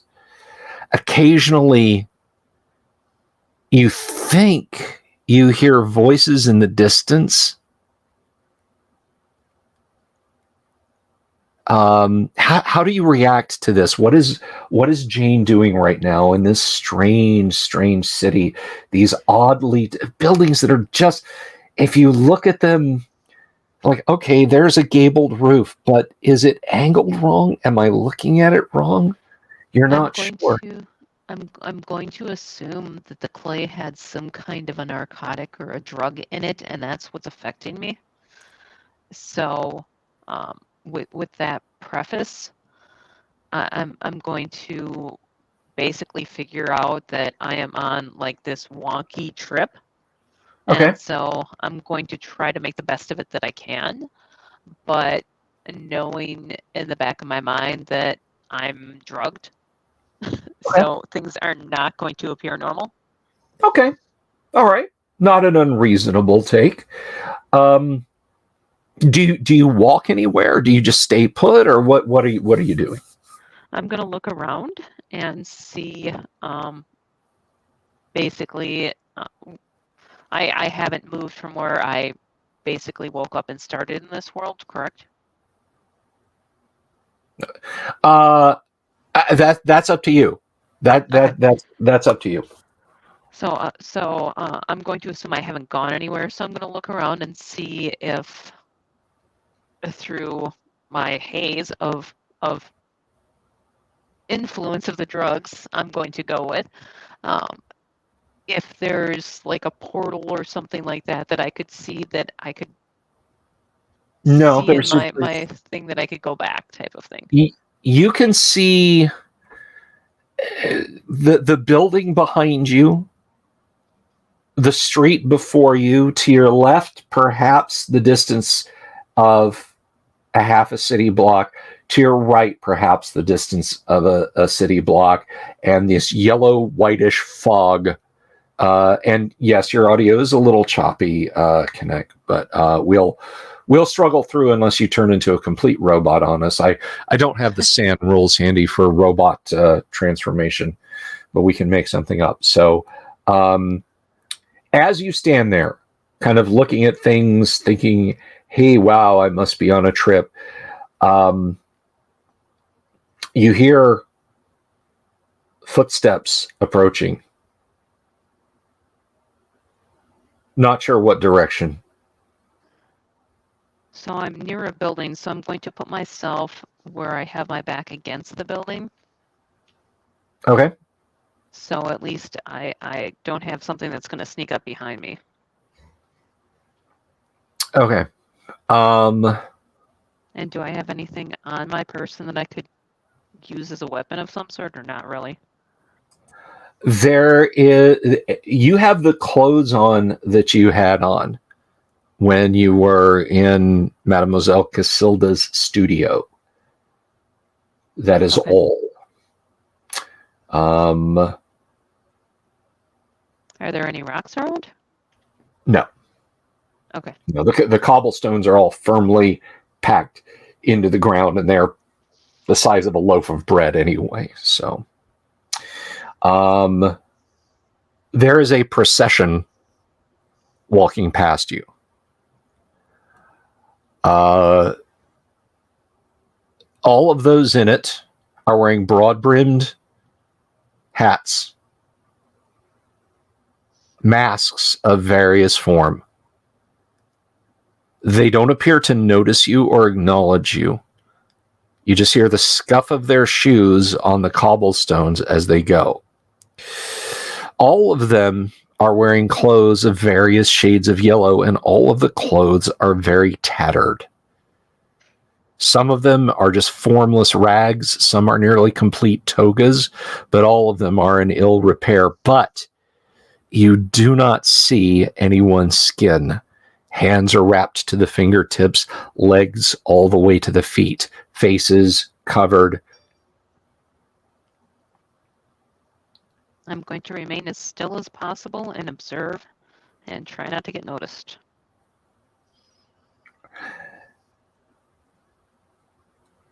As they pass by you, at the very end, there is a small figure, the size of a child, impossible to tell as they're in the wrappings, holding the hand of a figure who, like the others, is all in yellow. But this one's clothes are all of uniform yellow color. When they reach parallel to you, they stop, both staring ahead. The child tugs on the hand, and without looking at you, points at you.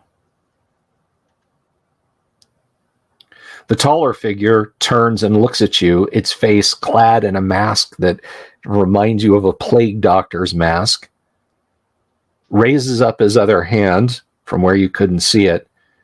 It is holding a mask. And it holds the mask out to you. I simply shake my head no, and I signal my hand to move along. All right. Let's see.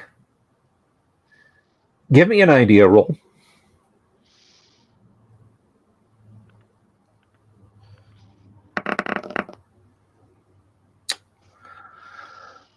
Let's see. And your idea is 60. 60. Okay. And that was a 50. Okay. By all rights, you should be absolutely terrified of this. This is anissimal to sanity in life. What you're seeing here is utterly, utterly alien. This isn't just some parade through a street. This drug trip or not, this is utterly and completely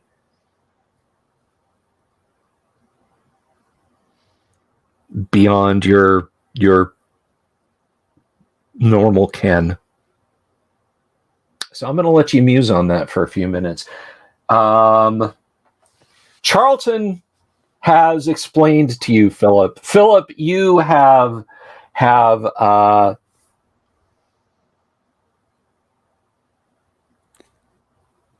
understood what he has said, and it is all coming into damnable focus.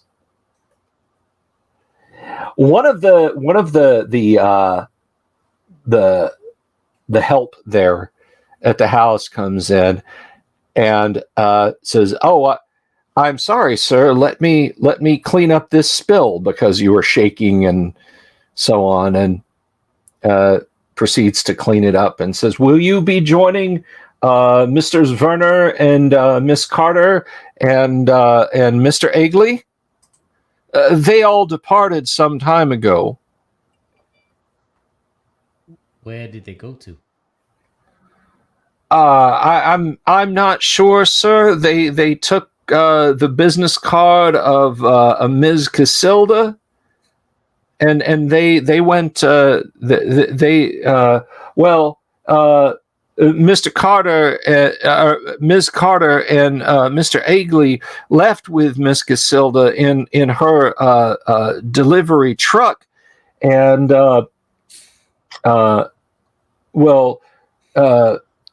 Mr. Werner took the car. The driver took him, but he's not back yet.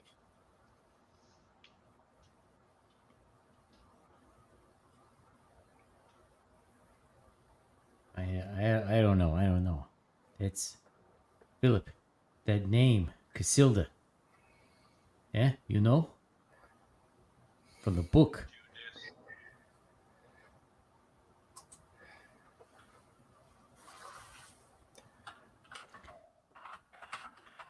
Yeah, it has me speechless too. I don't know. Maybe we should head over there. You with us, Todd? I am here. Okay, just making sure. Always have to fight those audio issues. So, what are you guys? What are your plans?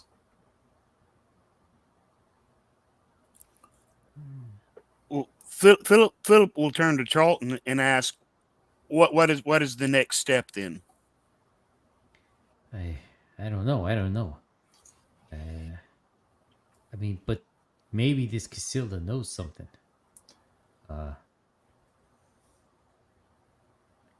Maybe we should ask if I don't know. Do you think Caesar has a gun? Maybe we could take his gun just in case. That's Yeah, the family, the attendant says, "Oh, yes, Mr. Caesar has quite an extensive collection of firearms. Is there some trouble? Should I notify the police?" Well, Dalton, Mr. Werner, he may be notifying them himself, but I just think we need to borrow something, if we could, something a little bit for protection. Oh, I don't know about that, sir. If you could, please, of course, we'll give it back, and this is to help David. We need to figure out what happened to David. Give me a persuade check.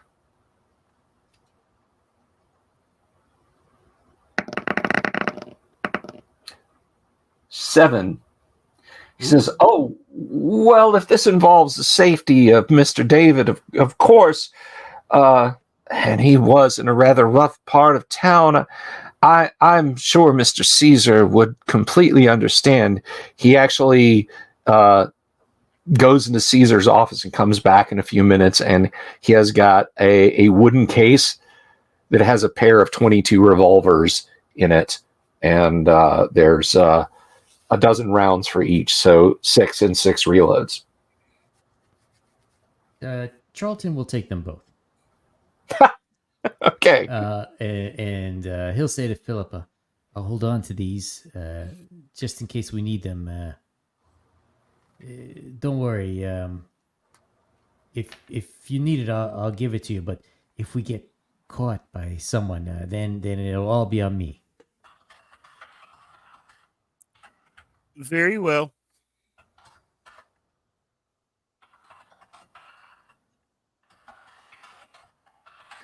Okay. So,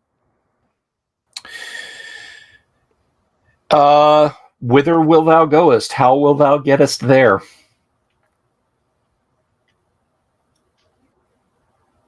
There was no one left to drive us there, right?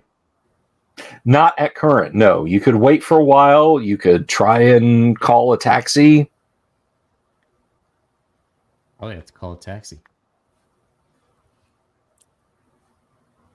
What are you going to call it? Sorry, I couldn't help myself. That's okay. That's okay. It's difficult. All right. So you summon a taxi, and irony of ironies, it arrives about the same time that the family car arrives there. And you're in transit. Dalton and Officer O'Mara, you're at the studio. Right. So Werner Dalton is looking around downstairs, correct? You're looking around downstairs, and you don't see. I mean, it's a cluttered wreck, right? It's just it is what it is. So, what do you intend to do? So, Cassilda, nothing interesting, eh? You mean to tell me you got no information about anything around here? Look, I'm sorry. Bollocks. You can call it whatever you want. All I can say to you is, I did speak to David's other friends. I tried to make amends for being so short and discuss with them things, and it seemed to go well. And like I said, they left. They said they were thirsty and wanted to know if I knew where Joe was, or I knew who Joe was, or something about that. Well, I'll have to be taking you down to the station if I don't get satisfactory results. Well, I mean, you do what you have to do. Well, we'll see what my partner comes up with. Yeah, so Okay. I'm going to. So do I see any of that yellow, crusty stuff at all down here on the floor? Or on Yeah, tables? there's yellow clay dust on the floor. It was ground into the little throw rug upstairs. Yeah, I mean it's on her smock. When we came in the building from the back before, did I see any refuse containers out there? Yeah, there's a couple trash cans. All right, I'm going to go out there and I'm going to look in the cans, but I'm going to make sure that I prop the door open so it doesn't lock. Okay, all right. What are you and Mademoiselle Cassilda doing? Colin, Officer O'Mara. Watching her making small talk. Okay. I think we've reached the point where, hopefully she feels like she needs to reveal anything that she knows to me that she has not yet revealed, or Okay. I'm going to take her, downtown. Okay. Just as she's chatting with you, she picks up a drawing tablet and she's just kind of sketching as she's talking, she's like, when we do that portraiture sitting later, I want to get a few preliminary sketches. Is that okay? Hey, well, considering that your last portrait setting is still in confusion, I don't know about that. I'm not going to keep my gun like pointed at her head or anything. I'm going to keep it at the ready. Yeah, she's drawing away. Outside, give me. There's 4 garbage cans along the street. Give me a roll for the first one. Okay, I'm gonna look at the larger ones first and the smaller ones last. If there's any different sizes. Okay. Yeah, they're all kind of uniform. Yeah, jeez. Yeah, first one, you're just like hub. That's a trash can. Knock out wood. That was the one.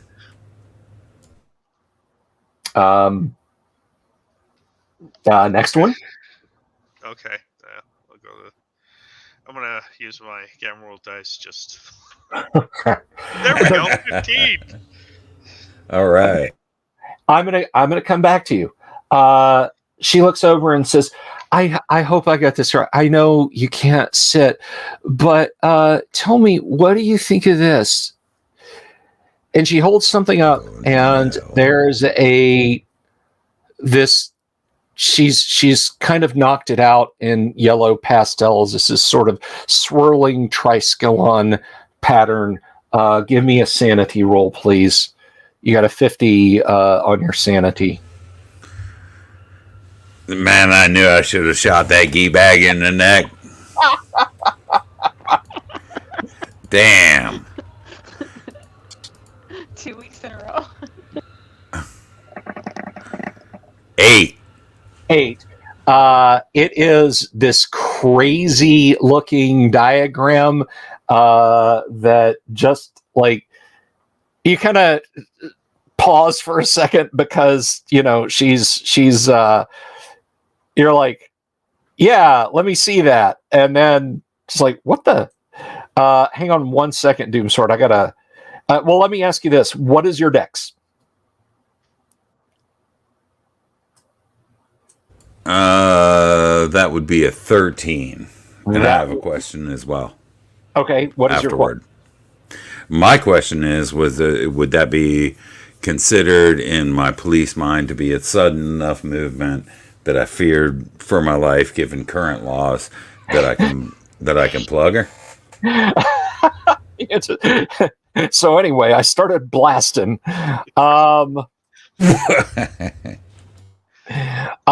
So Dex 13.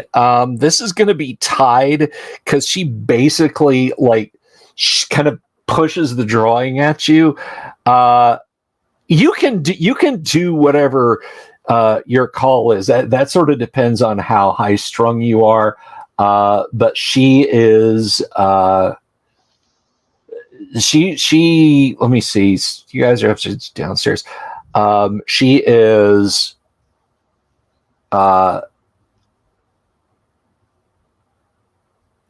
Diving for the front window. Well, that's a good enough excuse. Right. I'm gonna take her out. I mean, even raising the thing when I had my pistol at my side, I had it trained on her for a while. She should be capable of understanding that we were at a critical impasse where she would get shot if she did something unacceptable. So I take her out. Okay. Roll your attack. That's going to be percentile again. And okay, so how does the die roller? It came up 10. That's a 10. I have a 60. So that's a D6. That's a D6 damage. 4. All right. She screams in pain, but continues. She's got the door open and is going to be stepping into the room in kind of the next phase, if you will. Roll your next shot. All right. Well, she's fleeing, so okay. Hey, that's fine. I'm all set. 29. Okay, that's another hit. another hit. Two. And it's Total 2. 6. Okay. All right. She screams again, and you hear a crash as she is smashing against the window. So roll your last shot. Oh, another one, huh? Come Yeah. on. Well, you got a 38. Let me check real quick to see what the rate of fire, because the 22 was a rate of fire of 3. Oh, did I just pass it? I think I did. Nope. Yeah, I don't know the rate of fire. I don't remember the rate of fire on the 38.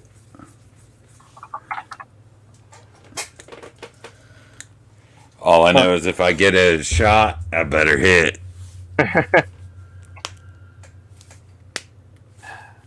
All right. Okay, so it's only 2. It's only 2. So you got her a couple of times. She smashes against the glass and down to the street. This is going to be kind of a critical. Yeah, and you hear a nice meaty thud and a scream. Dalton, blam, blam, crash, thud from somewhere out front. Just as you're hearing that, you're looking in the garbage can, and there are bloody clothes.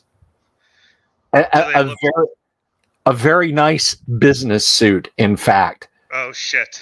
Yeah, That's it's the professor's soaked desk. in blood in the front. What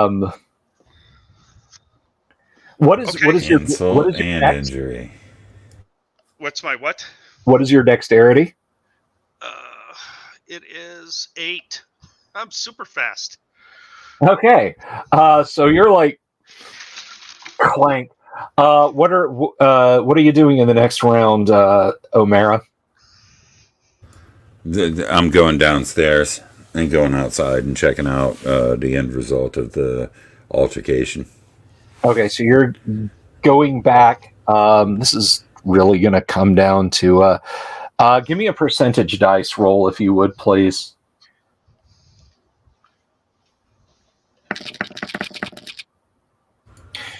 Okay.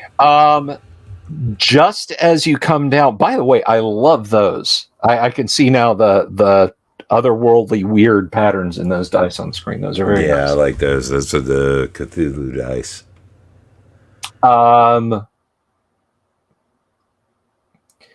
As you are coming through, the back door opens, and there's Dalton. Dalton, did you bring the clothes with you, or did you leave them there?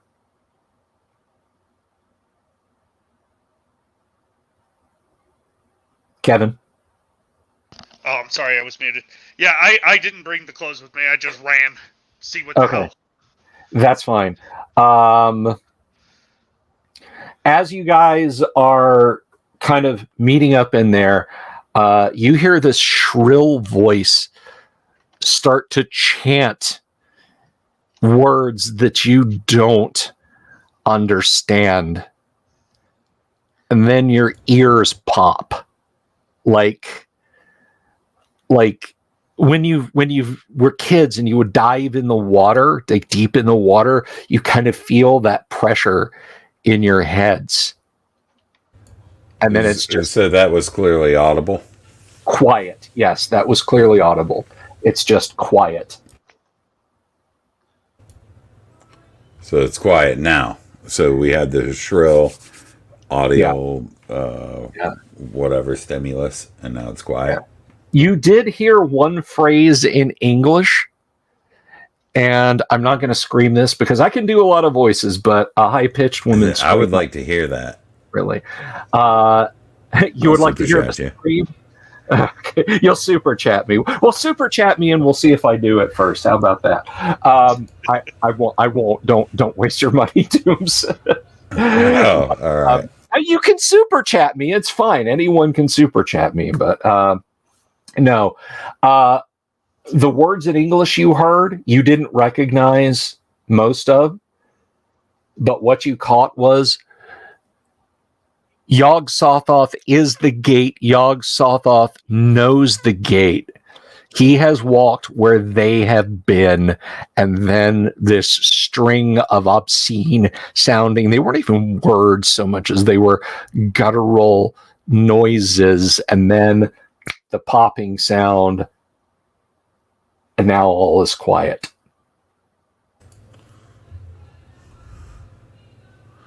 Vanna, I think we got her. I agree with you there.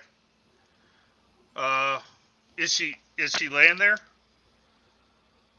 You guys are still in the back room. I thought I ran out the front. Okay, I was running out to the front. Yeah. Okay. So I was like, well, let's make sure she didn't get away. Okay. I'm sorry. Well, I put 3 in her. 2. You put 2 in her. 2 in her. Okay. The front of the shop is vacant. There's very clearly a trail of blood from outside inside. The painting that you had all previously seen that had a tarpaulin over it and a couple of chairs, a few chairs arranged in a semicircle around it, now has the cloth has been removed. It is a painting of an alien sort of landscape or cityscape, streets shrouded in a yellow fog. It's a little bit unsettling, but what's more unsettling is that shape that she thrust at you on the page, hastily drawn in blood.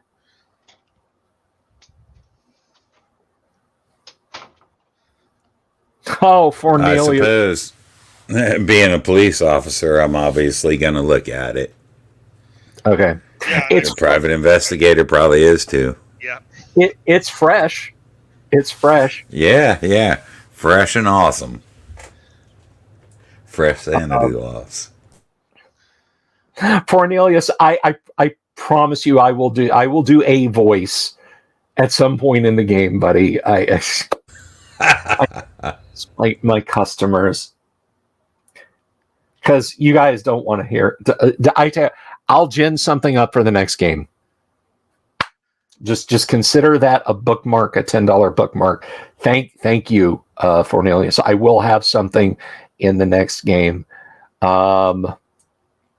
So.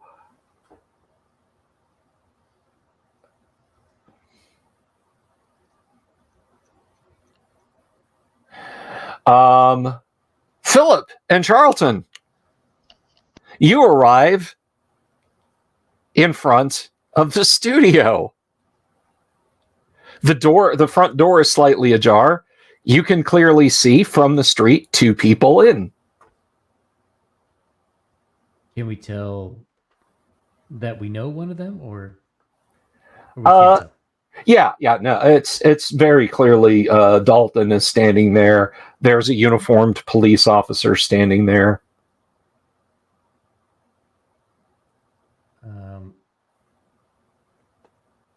I think Charlton would go towards them, but he's going to keep a distance. Okay. And Philip, what are you doing? I'm also going to go, but I'm like Charlton. I'm going to keep my distance. Okay. And I think Charlton also has one hand in a pocket, which has a 22. Okay. Philip is still eating his bag of peanuts.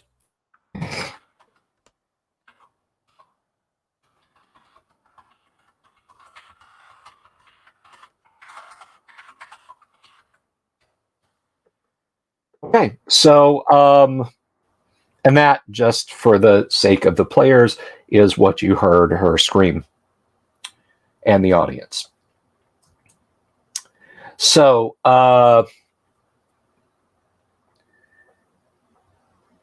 you're all standing there. You guys had been in the studio before. You had seen this easel covered with a canvas. There's this shape on it. I'm gonna need a sand roll from Philip and an idea roll from Charlton. Because, Philip, you know what that symbol is.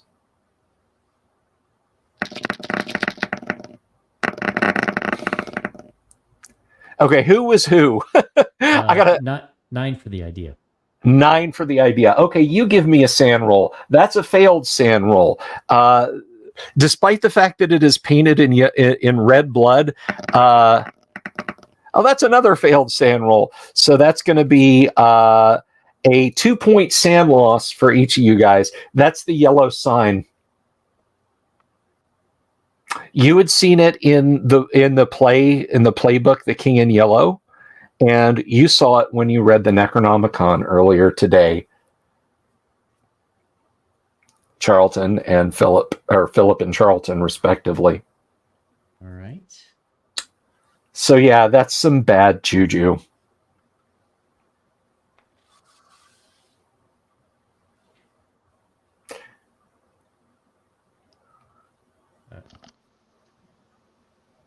I guess Charlton will he'll call out to Dalton.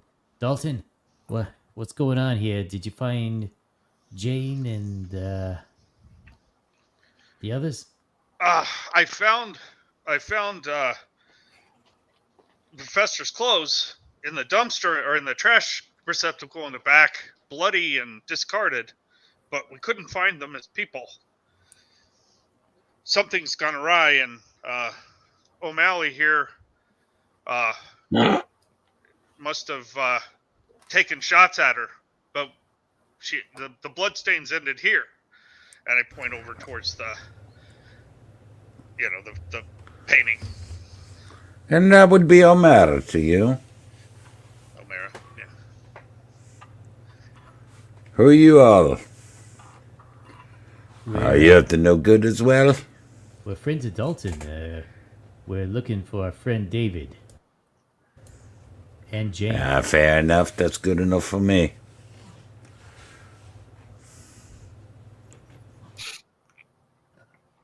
Just briefly, Alan, since you might be coming in late, David is a college friend of all of the PCs who wrote them a couple of weeks ago about a startling astronomical discovery he had made that would get him published in all of the science journals, along with people like Oort and Lowell and Newton and many others. And a couple of weeks after that, they received a letter from David's father, Caesar, who said that his son had disappeared. So that is whom they are searching for. So the introductions go. You all discuss with each other.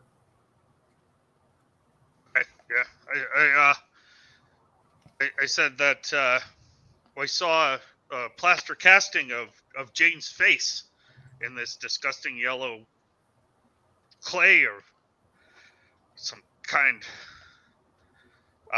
and I'll go get it and bring it down to show it to him. See, I'm sure this is Jane's.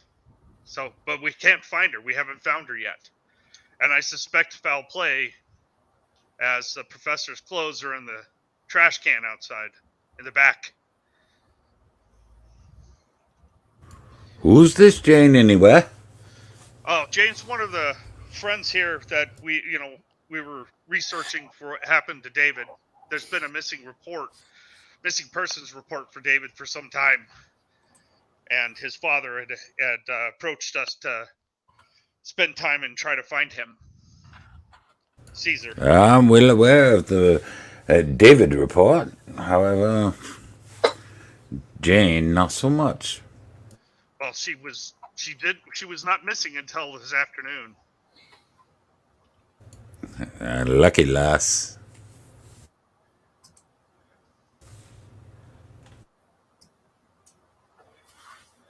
Philip will inspect the mask. I'm trying to see if there's anything I've got that can help me.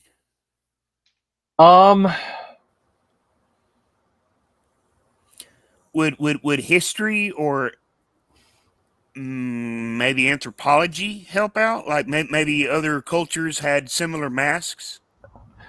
You know what? That is a fine question. First, give me an idea roll. Let's see if Philip knows where and what applies. And let's see, Philip's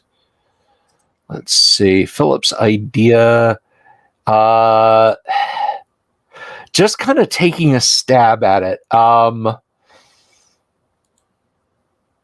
You think maybe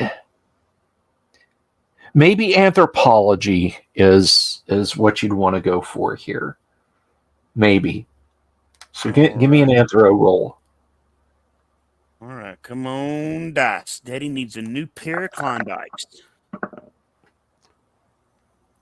Yeah, I mean it's a clay made for casting.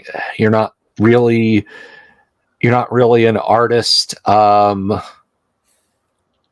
Although Philip wants to taste the mud, see if it has any kind of taste to it. Okay, all right. So you sort of taste. Now it is dry. It is dry dirt clay. It's kind of gritty. There's some stringy bits in it, like literal cloth bits. As soon as you get it close to your face to take a taste, though, it has a foul odor to it, like an open grave almost. Ew. Yeah, it doesn't have that clean, earthy smell. This is like it was left in a place where mildew might form on it.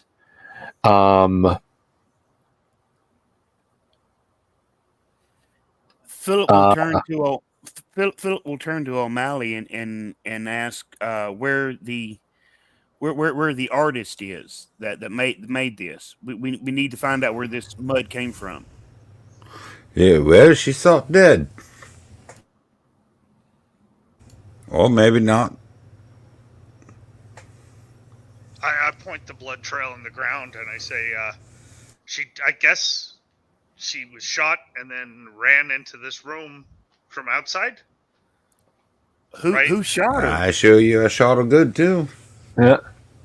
O'Mara? Yeah, so the blood trail literally leads from outside and stops in front of this easel. There's like a saucer-sized blood spot on the floor in front of the easel, and a few splatters around it. And there it is, nowhere else in the room. Philip will go and turn the easel. Like, turn it how? Like a quarter turn to the left. Philip is trying to see if there's some kind of secret door or something. If the blood stopped here, then... Okay. Roll percentage dice. Charlton and Philip both, please. Ooh, 14, baby. 14. Okay. All right. Now give me an idea roll, Philip. Success equals sand loss. You know that, right? Oh, does it really? 32. A 32.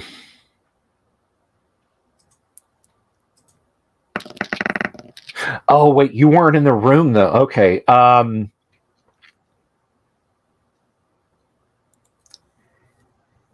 Yeah, it occurs to you that behind the smeary blood drawing on the painting, that is a pretty good representation of Carcosa. Just based on what you read in the play, the painting that has the bloody yellow sign on it is Carcosa. Philip will take a step back and he'll turn to Charlton and he'll say, "This is Carcosa." Charlton, take a sand point loss. Okay,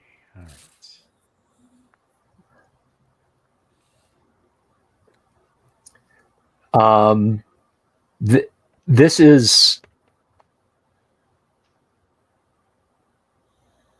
like you just got done reading a 1,000-year-old book based on a manuscript that was a few hundred years older than that,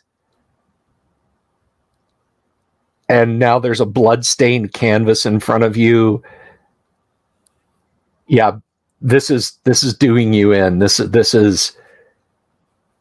should not be. This should not be. There should not be in the most febrile imaginations, an artist should not be creating a city wherein dwells he who must not be named. I can't believe this. And look at all this yellow stuff here too. And then he will go on to explain to Colin and Dalton exactly what he read in these books. Everybody, give me a sand check. Ha! Everybody, I don't give me have to. I Oh, don't you have don't to. have to. Yeah, you're taking sand losses every couple of minutes. 67. You want one for me too? No, you're you're just like, yup.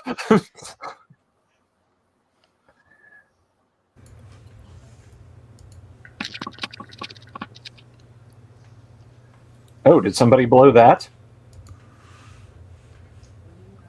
All right, so 48, sand roll 50. So I made it. you made it. So the level-headed cop is fine. Everybody else, however, is going to take 4 sand. Okay. That's terrible. Yeah. All these shocks, all this stuff is just, yeah. Hey, Bill, my character has lost a grand total of 9 sanity since the beginning of the game. 9 sanity of... Yeah, I've started out at 65, and this last one hit me at 56. You're trying to kill us all again. Just like last year. I don't have shotguns this time. I made sure not to have guns with me. What do you got, fists? Okay. Those, well, all right. Come on, 6. Come on, 6. Yes. I mean, oh, goodness. Oh, dear. All right.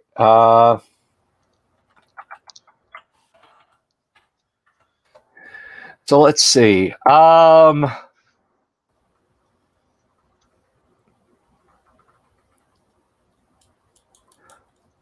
What is a good one here?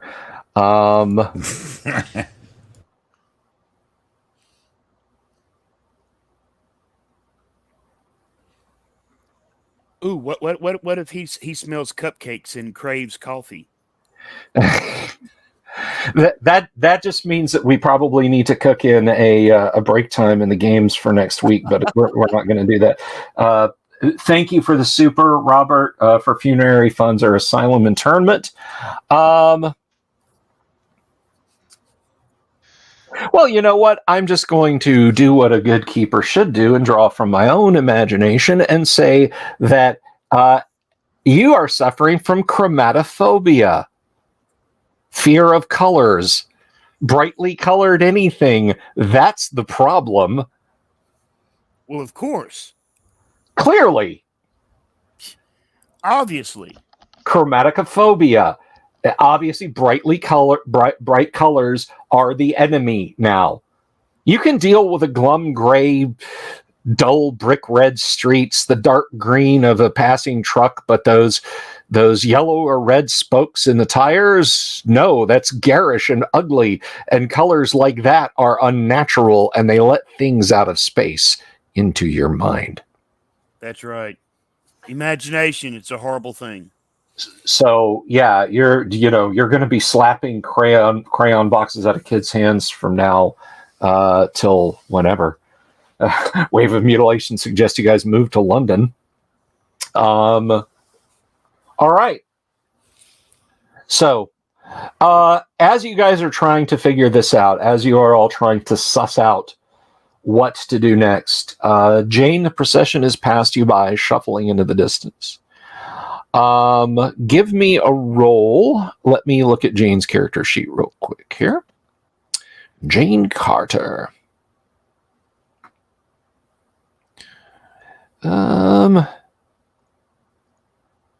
Uncle Brat, thank you so much. Hopefully not everyone is insane. Thank you so much, Uncle Brat. I really appreciate that.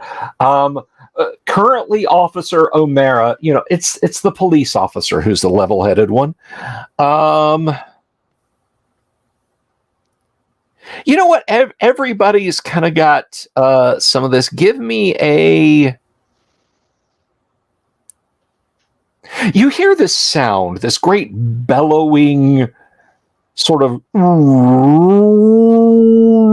noise in the distance.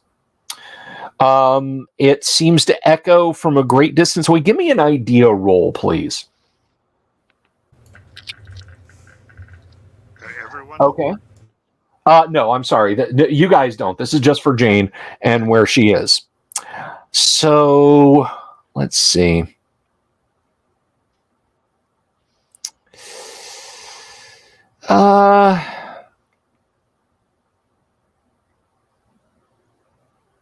Sadly, you never really studied. It's this low, sonorous noise. You think it came from the right, which is where the procession came from. They were going to your left, and this seemed to come from your right. So whatever you want to do with that information is entirely up to you. I think I will go completely opposite from either the right or the left. I would want to go either behind or ahead. So Okay. let's say the procession is going north and came from the south. I would go like east or west instead. Okay.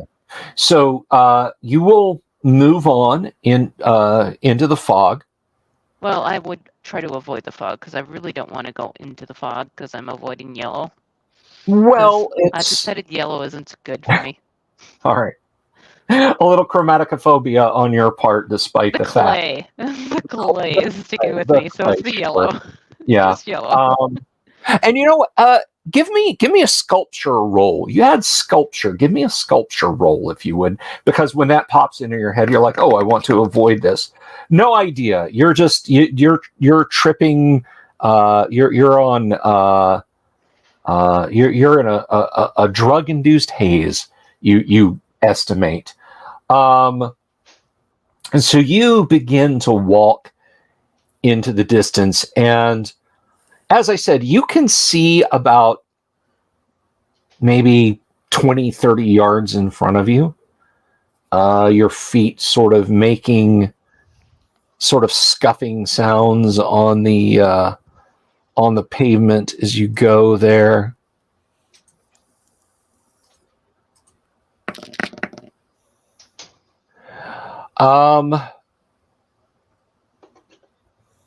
You think you hear nearby the sounds of like running water, not of a tide or a river or anything, but like splashing running water. I'll head to it because it's something different. Okay.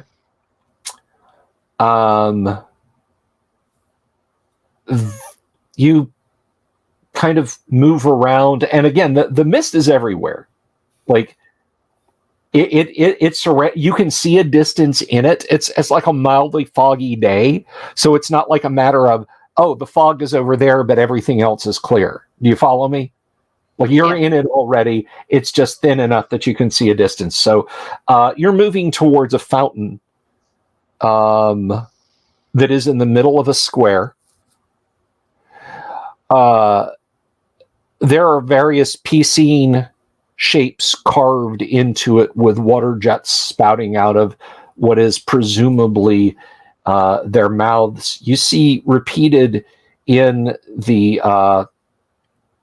help me out here, those of you who would know what this is. The frieze, would that be it? The frieze around the base of the fountain. You see like a seashell design, and then this 3-pointed Triskel design. Okay. And that's like alternating, repeated around.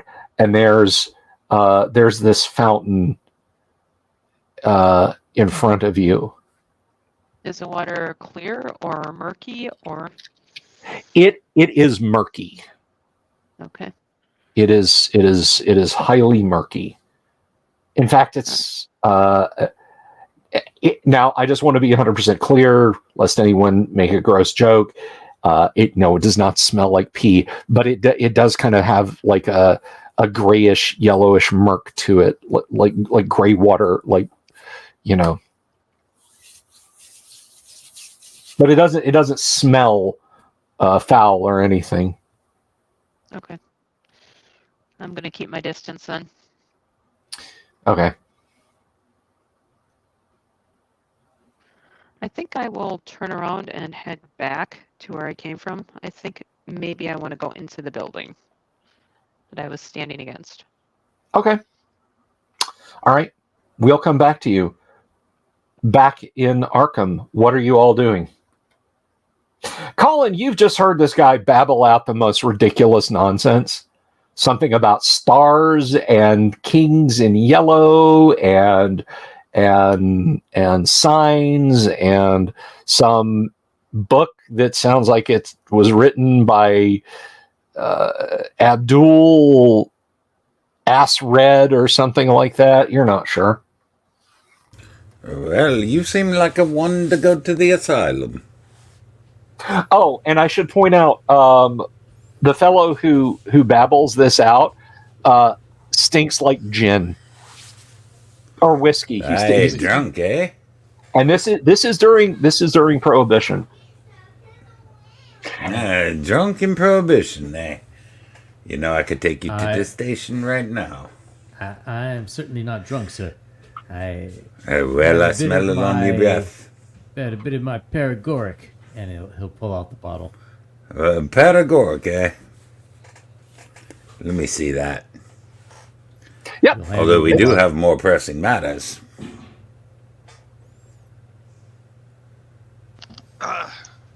Dalton's gonna go out the front and look at what happened, right? Where the lady fell.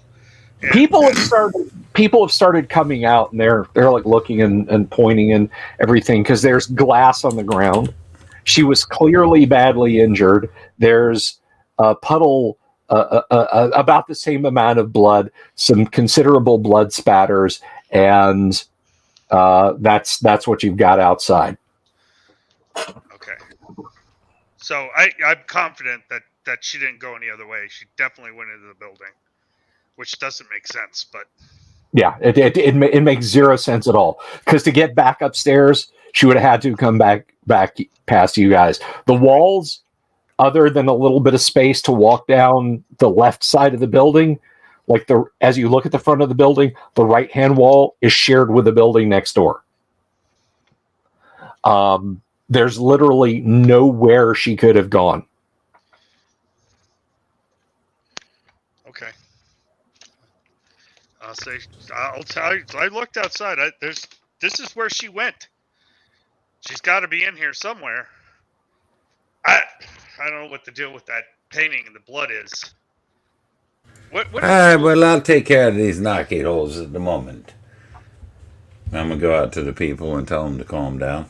Yeah. All right, people. Nothing to see here. Move along. What's on the painting behind the symbol? It is a painting of a fog-shrouded street. Like, you're not sure where the light sourcing is from. You're not an artist. But everything kind of has this yellowish tinge to it. And Charlton and Philip were going on. Well, I'm sorry, Charlton was going on about Aldebaran and Carcosa and the yellow sign. So I'm confused, Carlton. What does all this mean? What do you say? Yeah, there's a yellow sign here. Fine. What does it do? What's it for? Do you know? Well, I thought I was being very clear. You see, there's a Yogoth, which is a gate, and the gate.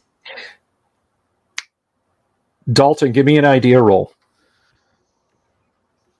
All right. I got to refresh my die roller. So That's fine. Folks, you might see an explosion of dice on the screen here. at least there won't be loud noises. I beg not. Actually, I can do this. I can turn it off vision.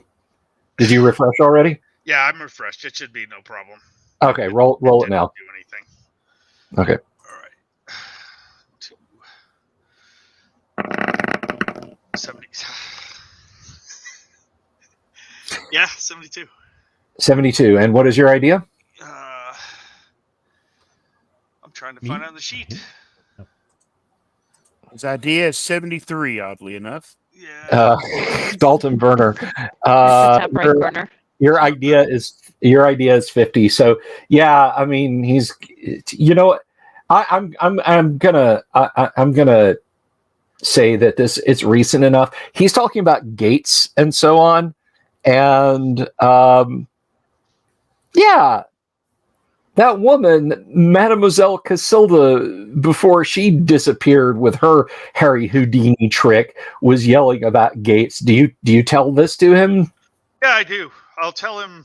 And she said some weird stuff. We heard some loud. Actually, I think Yogoth was in it. I think she knows how to make the gate, that she can go to this place, this Carcosa from the play. Maybe it's based on something real. Maybe that's why we can't find her here. She's so far away in Carcosa. So, do I recall specifically what she was saying before she disappeared? I know you posted it in the chat. No, that's fine. That's fine. I will. Sorry, Uncle Brat. I'm not covering up your awesome super there. Thank you again, folks. He's putting my kids through college. I tease, but it is wonderful of you, Uncle Brat, and I greatly appreciate it. Come on. No, do not put the user in timeout for saying that. Good Lord. All right. So if I recall that, I'll tell him that. I'll say this is what she said, and then we didn't see anything else of her. Okay. Give me a sand roll, please, if you would, Charlton. Sorry, dude. Okay. Oh my God, I passed. Okay, yeah, that was in the book. So you're only going to take a little bit of a sand loss. That's another point. Yeah, this woman was shouting something that you saw references to in the book about Carcosa and Hali and moving through gates and all that sort of fun stuff. So yeah, it's chiseling away at your sanity. He's gonna take another swig at that Paragoric. Okay. And Philip, yeah, that's. Give me an idea roll for Philip Teague, please. And this is where the wheels fall off, ladies and gentlemen. 3, baby. Okay. Yeah, you're kind of starting to make some very disturbing connections here, because they've all got little pieces of knowledge, but as they sort of bring it together, and you start to realize. Give me a percentile roll, please, Philip. 94, just what I Okay. needed. Okay. You sort of take a deep breath and just kind of put this together. If this is all true, this has very disturbing implications. If it's all true. Officer O'Mara, would you give me an idea roll, please?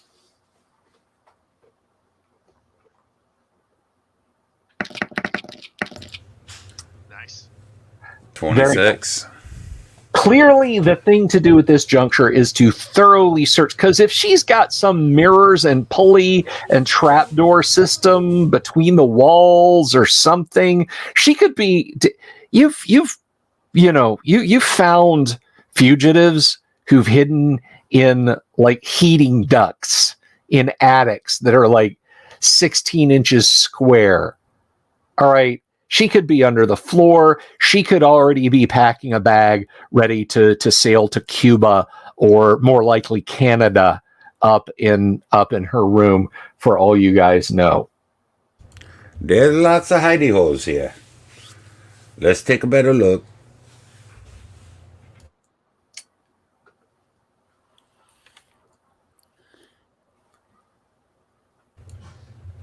Phil, we're all still standing there at the painting, right? Yes, you're all still downstairs. Philip is going to repeat what the woman said.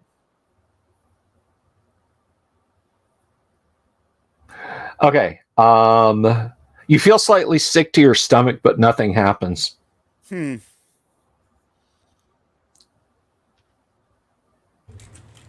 Obviously, I'll look around, following my perception or whatever. Okay. Well, everything down here is pretty obvious. I mean, the baseboards have decades of lacquer, sealant and paint on them. Nothing here has been moved.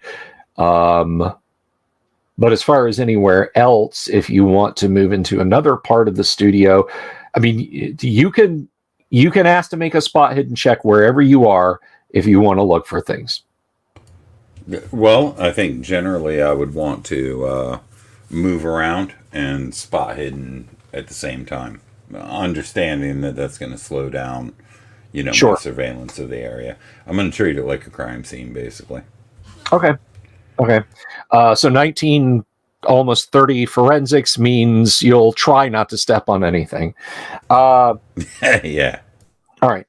So looking around in here, it is painfully clear that it's not, there's nothing much to see here. There's like the uncomfortable artist seat kind of in one corner, where you'll have the palette and maybe, a reference drawing up here, and then your subject is over there and the canvas is there. There's a seat like that in a corner. There's this uncovered painting. There's a few jars here and again that are obviously turpentine or water for brush cleaning. Give me another spot hidden check when you move back into the office area. All right, and I think, given the description, that I'd like to eventually at least look for loose floorboards and that kind of thing to see if there's a hidden space underneath. Okay. This would be a 75, which is a fail. Okay. Back storage space. There's one wall that's just floor to ceiling crates marked art supplies. There's the desk against the other wall. There's a couple of filing cabinets that, like, touching them, you hear a clunk, like they are completely empty. And then there's the door that leads out that's now slightly ajar, and there's the stairs that lead up. And there's nobody with me. That brings us to the next thing. Dalton, Charlton, and Philip, what are you guys doing? I've already got the clothes and the clay, so I'm baffled. I don't have any clue what the hell to do. Okay. She just All right, disappeared. and I don't understand it, but she disappeared. Are you saying that's a portal? How's it a portal? It's a painting. Well, Philip actually has an idea, I think. okay. Okay, with anthropology, and I'm kind of calling on some of my player knowledge here. Okay. A lot of cultures wear masks when doing certain rituals, right? Correct. So what if we have to wear masks to repeat what she says or what she said to activate the portal? As far as we know, they've all just been sucked into this painting. Give me an idea roll. I want to go to Carcosa. Okay, and Philip, your idea is 50. It's like but if it was, you have to think about this. You're gonna have to think about this, but you feel like you're on the cusp of a eureka moment. What is Charlton doing? Well, right now Charlton is a bit freaked out, so he is going to be staying away from paintings and things like that. I don't think he's doing anything. He's probably contemplating his life choices. All right, Officer O'Mara, are you headed back upstairs? Yeah.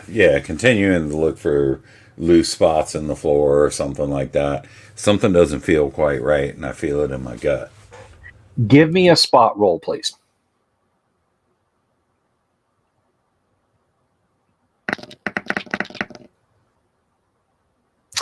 Okay. 1.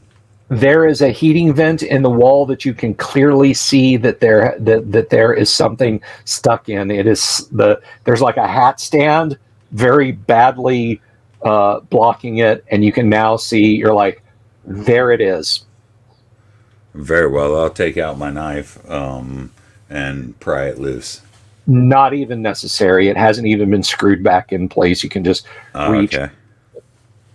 Yeah, I'll just reach in with both hands and grab it and kind of pull it out a bit and see what lies behind. There is a notebook, and wrapped in wax paper, there is what feels like another book next to it. The wax paper is kind of loose. It hasn't been tied on or anything. It just looks like it's been folded around it and creased over it multiple times. So with a forensic background, do I feel...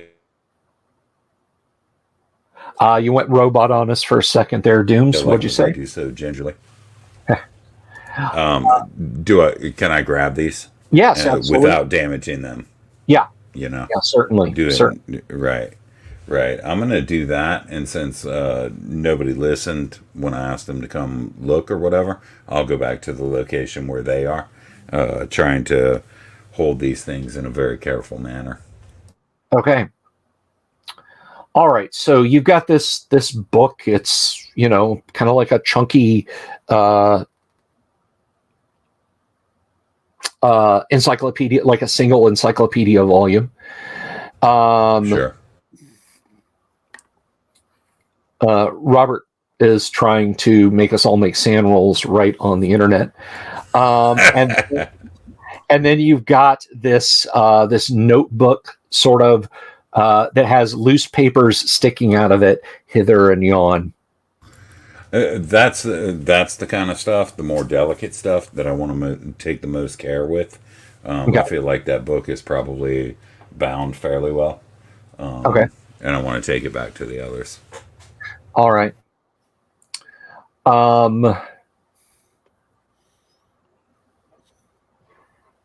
So, yeah, Officer O'Mara comes back down, and he's got a book wrapped in wax paper, and he's got a notebook that's got kind of a button affair that holds it shut, but it's got a few loose papers sticking out here and again. I know some of you recognize this, or at least know more about it than I do. I'll try Be to take a mindful. look at it. I'll keep an eye out. Okay. Briefly, what you have are the ramblings of either a genius or a certified maniac, or both. The things of note that you find in there are references in the note to Lake Hali, Carcosa, a time when the stars will be right. He who lies forever dreaming, he who must not be named. The King in Yellow.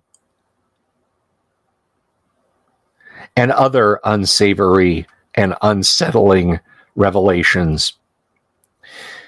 But perhaps most unsettling is a very, very, very highly detailed drawing of your friend David, drawn over it in pastels, is the yellow sign.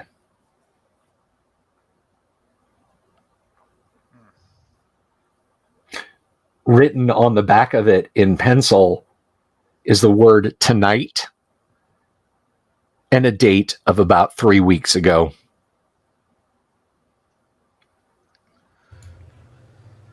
Well, what you have there? I'll say, well, it looks like the dates in this book correlate when the date that David disappeared Give happened. me a sand roll, Dalton. Of course. You know, I got a lot of sanity. Actually, so- give me an idea roll first. You can use that for your idea roll if you want, or you can just start afresh. It's up to you. Fine. Nope, 21's good. All right. So, yeah, you're starting to put 2 and 2 together. Now give me a sand roll. The idea roll is the gateway to the sand Fine. roll. I passed the sand Nice. You pass the sand roll. You're like, Clearly, she has done David in and did it on this date. How? I couldn't tell you. Charlton and Philip, what are you guys doing? Philip is going through the art supplies, Okay. and he's looking for more of the yellow mud. He's going to start making the mud plaster thing because he's wanting everybody to put on a mask, and we're all going to say the words. Okay, all right. You find a box, unlabeled, that is full of a stinking yellow clay. That is the same shade and odor, although it's much stronger. It's wrapped. I guess plastic wrap wouldn't have been a thing in the 1920s, so it's not wrapped. It's wrapped in many layers of cheesecloth, we'll say, waxed so as it doesn't dry out. But yeah, after you get over almost retching in your mouth, you realize this is the same stuff. What is Charlton doing? I think, Charlton's down about 30% sanity in one day, so he does not want much to do with any of this right now. Now, remember, some of that is temporary sand loss. It's not like, there's 3 things happening. I'm insane now. Aside from the paranoia. He is freaked out. Okay. And he's definitely not going to put mud on his face, but I guess he's going to take a closer look at the book that Officer O'Mara brought up. The bound book or the notebook that Dalton is looking at? Yeah, he'll look over Dalton's shoulder. At the notebook. At the notebook. Well, no, wait. If he's looking at that, then I guess Charlton will take a look at the bound book. Okay, cool. It is bound in black leather. And there's nothing on the cover. It kind of reminds you of like a big study Bible, but there's nothing emblazoned on the cover. Do you wish to open it and begin to read it? Can you tell if it's actual leather? I mean, That's still leather, dude. I hate to say it. Gotta love COC. well, you don't have biology, so I'm afraid not. Oh, all right. He'll open it. All right. So you begin to leaf through it. Let's see.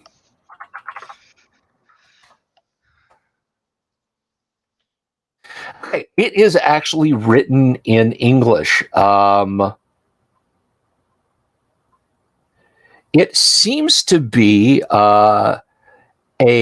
just a fairly English translation. There's a lot of talk about the Church of Starry Wisdom in here. There are a few dates mentioned.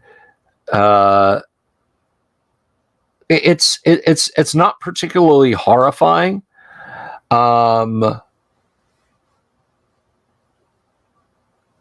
You think maybe with a night's study you might be able to bring it in, or maybe there's something in the notebook that could help you, possibly. All right. Well, I guess he'll take the book over to Dalton and we'll start asking questions about the notebook and see if anything cross-references to the large black book.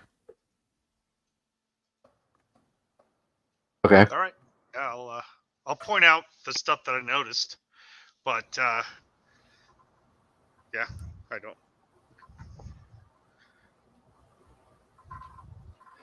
Okay.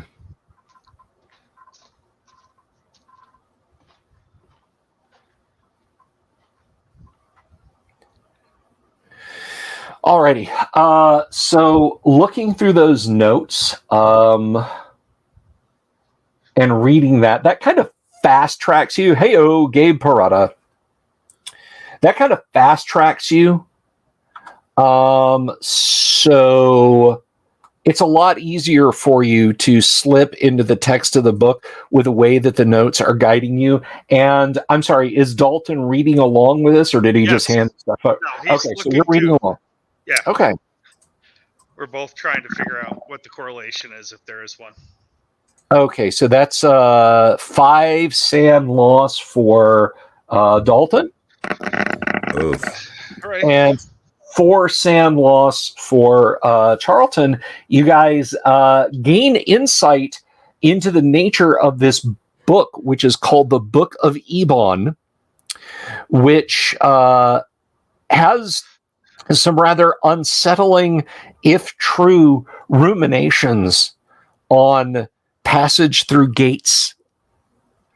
If certain spells are used, if certain rituals are performed on certain nights.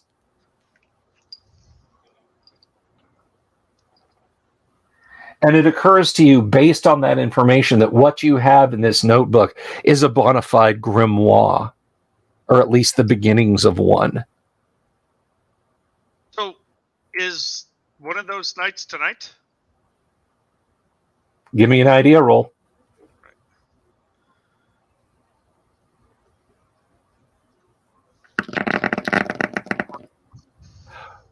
Oh, yeah. Okay. So, not trying to mince words here, but if we maybe we could recreate what she did. maybe. With this. Yeah, that sounds like a fair bit of malarkey to me. However, I'll oversee it. All right. Well, what are you gentlemen going to do? Well, I'll see if I can figure out what I need to do. Okay. Obviously she's doing all this stuff with clay, and I'm like, what does the clay have to do with it? And there's this thing with the sign on it. What does the painting have to do with that? Are those components that are mentioned in the book, or have some reference, even if they're indirect, or in the notes? We'll get back to that next week. On the nearly deserted streets of Carcosa, Jane, you're sitting on the edge of the fountain, and you hear kind of stumbling footsteps drawing closer to you out of the fog. You're not sure what direction it's coming from because of the sound of the water in the fountain. What do you wish to do? I am going to scooch down. How tall is the sides of the fountain? Oh, it's 7 feet. Okay, so I'll Not the sides of the fountain, but like the whole fountain affair. The sides are only like maybe a foot. Oh, okay. So, But are you trying to hide? yeah. Okay, fair enough. Because that's actually a skill that you can attempt. Let's see. Give me a percentile roll for Jane, please.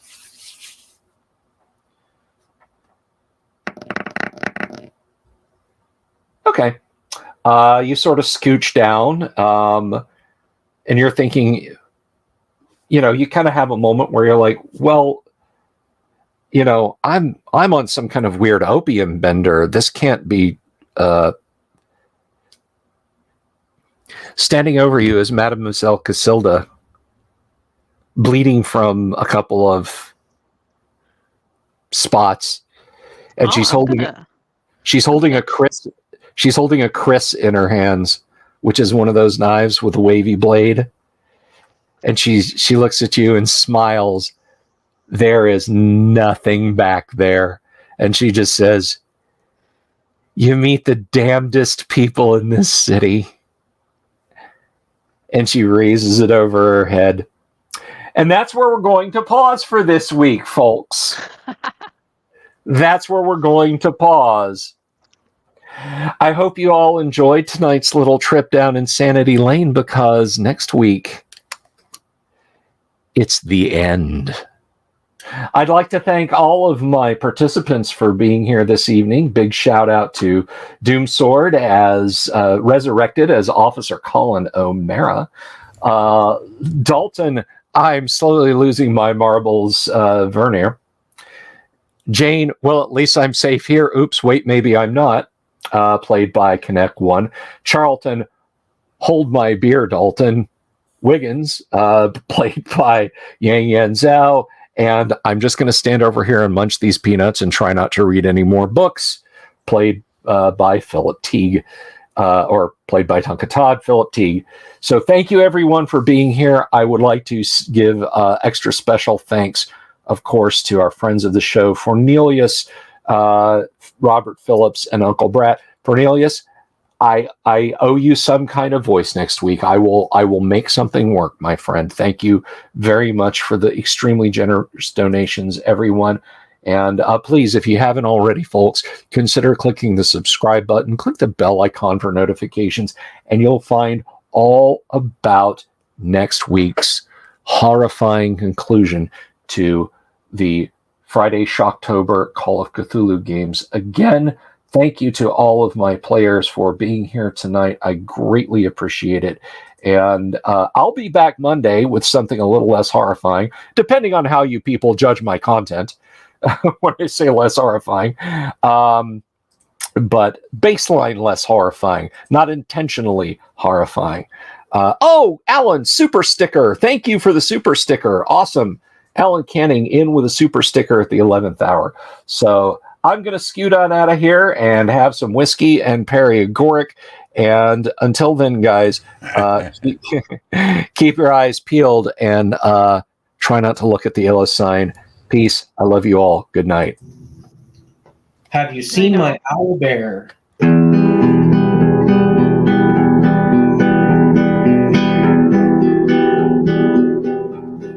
Here's to all the weirdos everywhere in the woods and in the air. Have you seen my owl bear? Should I shave off all my hair? Bobs are all around. Some live in tunnels underground. Some are fat, some are rich, some are sleeping in a ditch.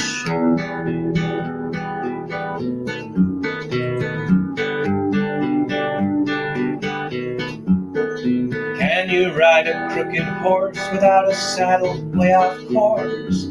Naked as a toad all the way to Smoky Joe's. Have you seen the little creep driving fast in his little green Jeep?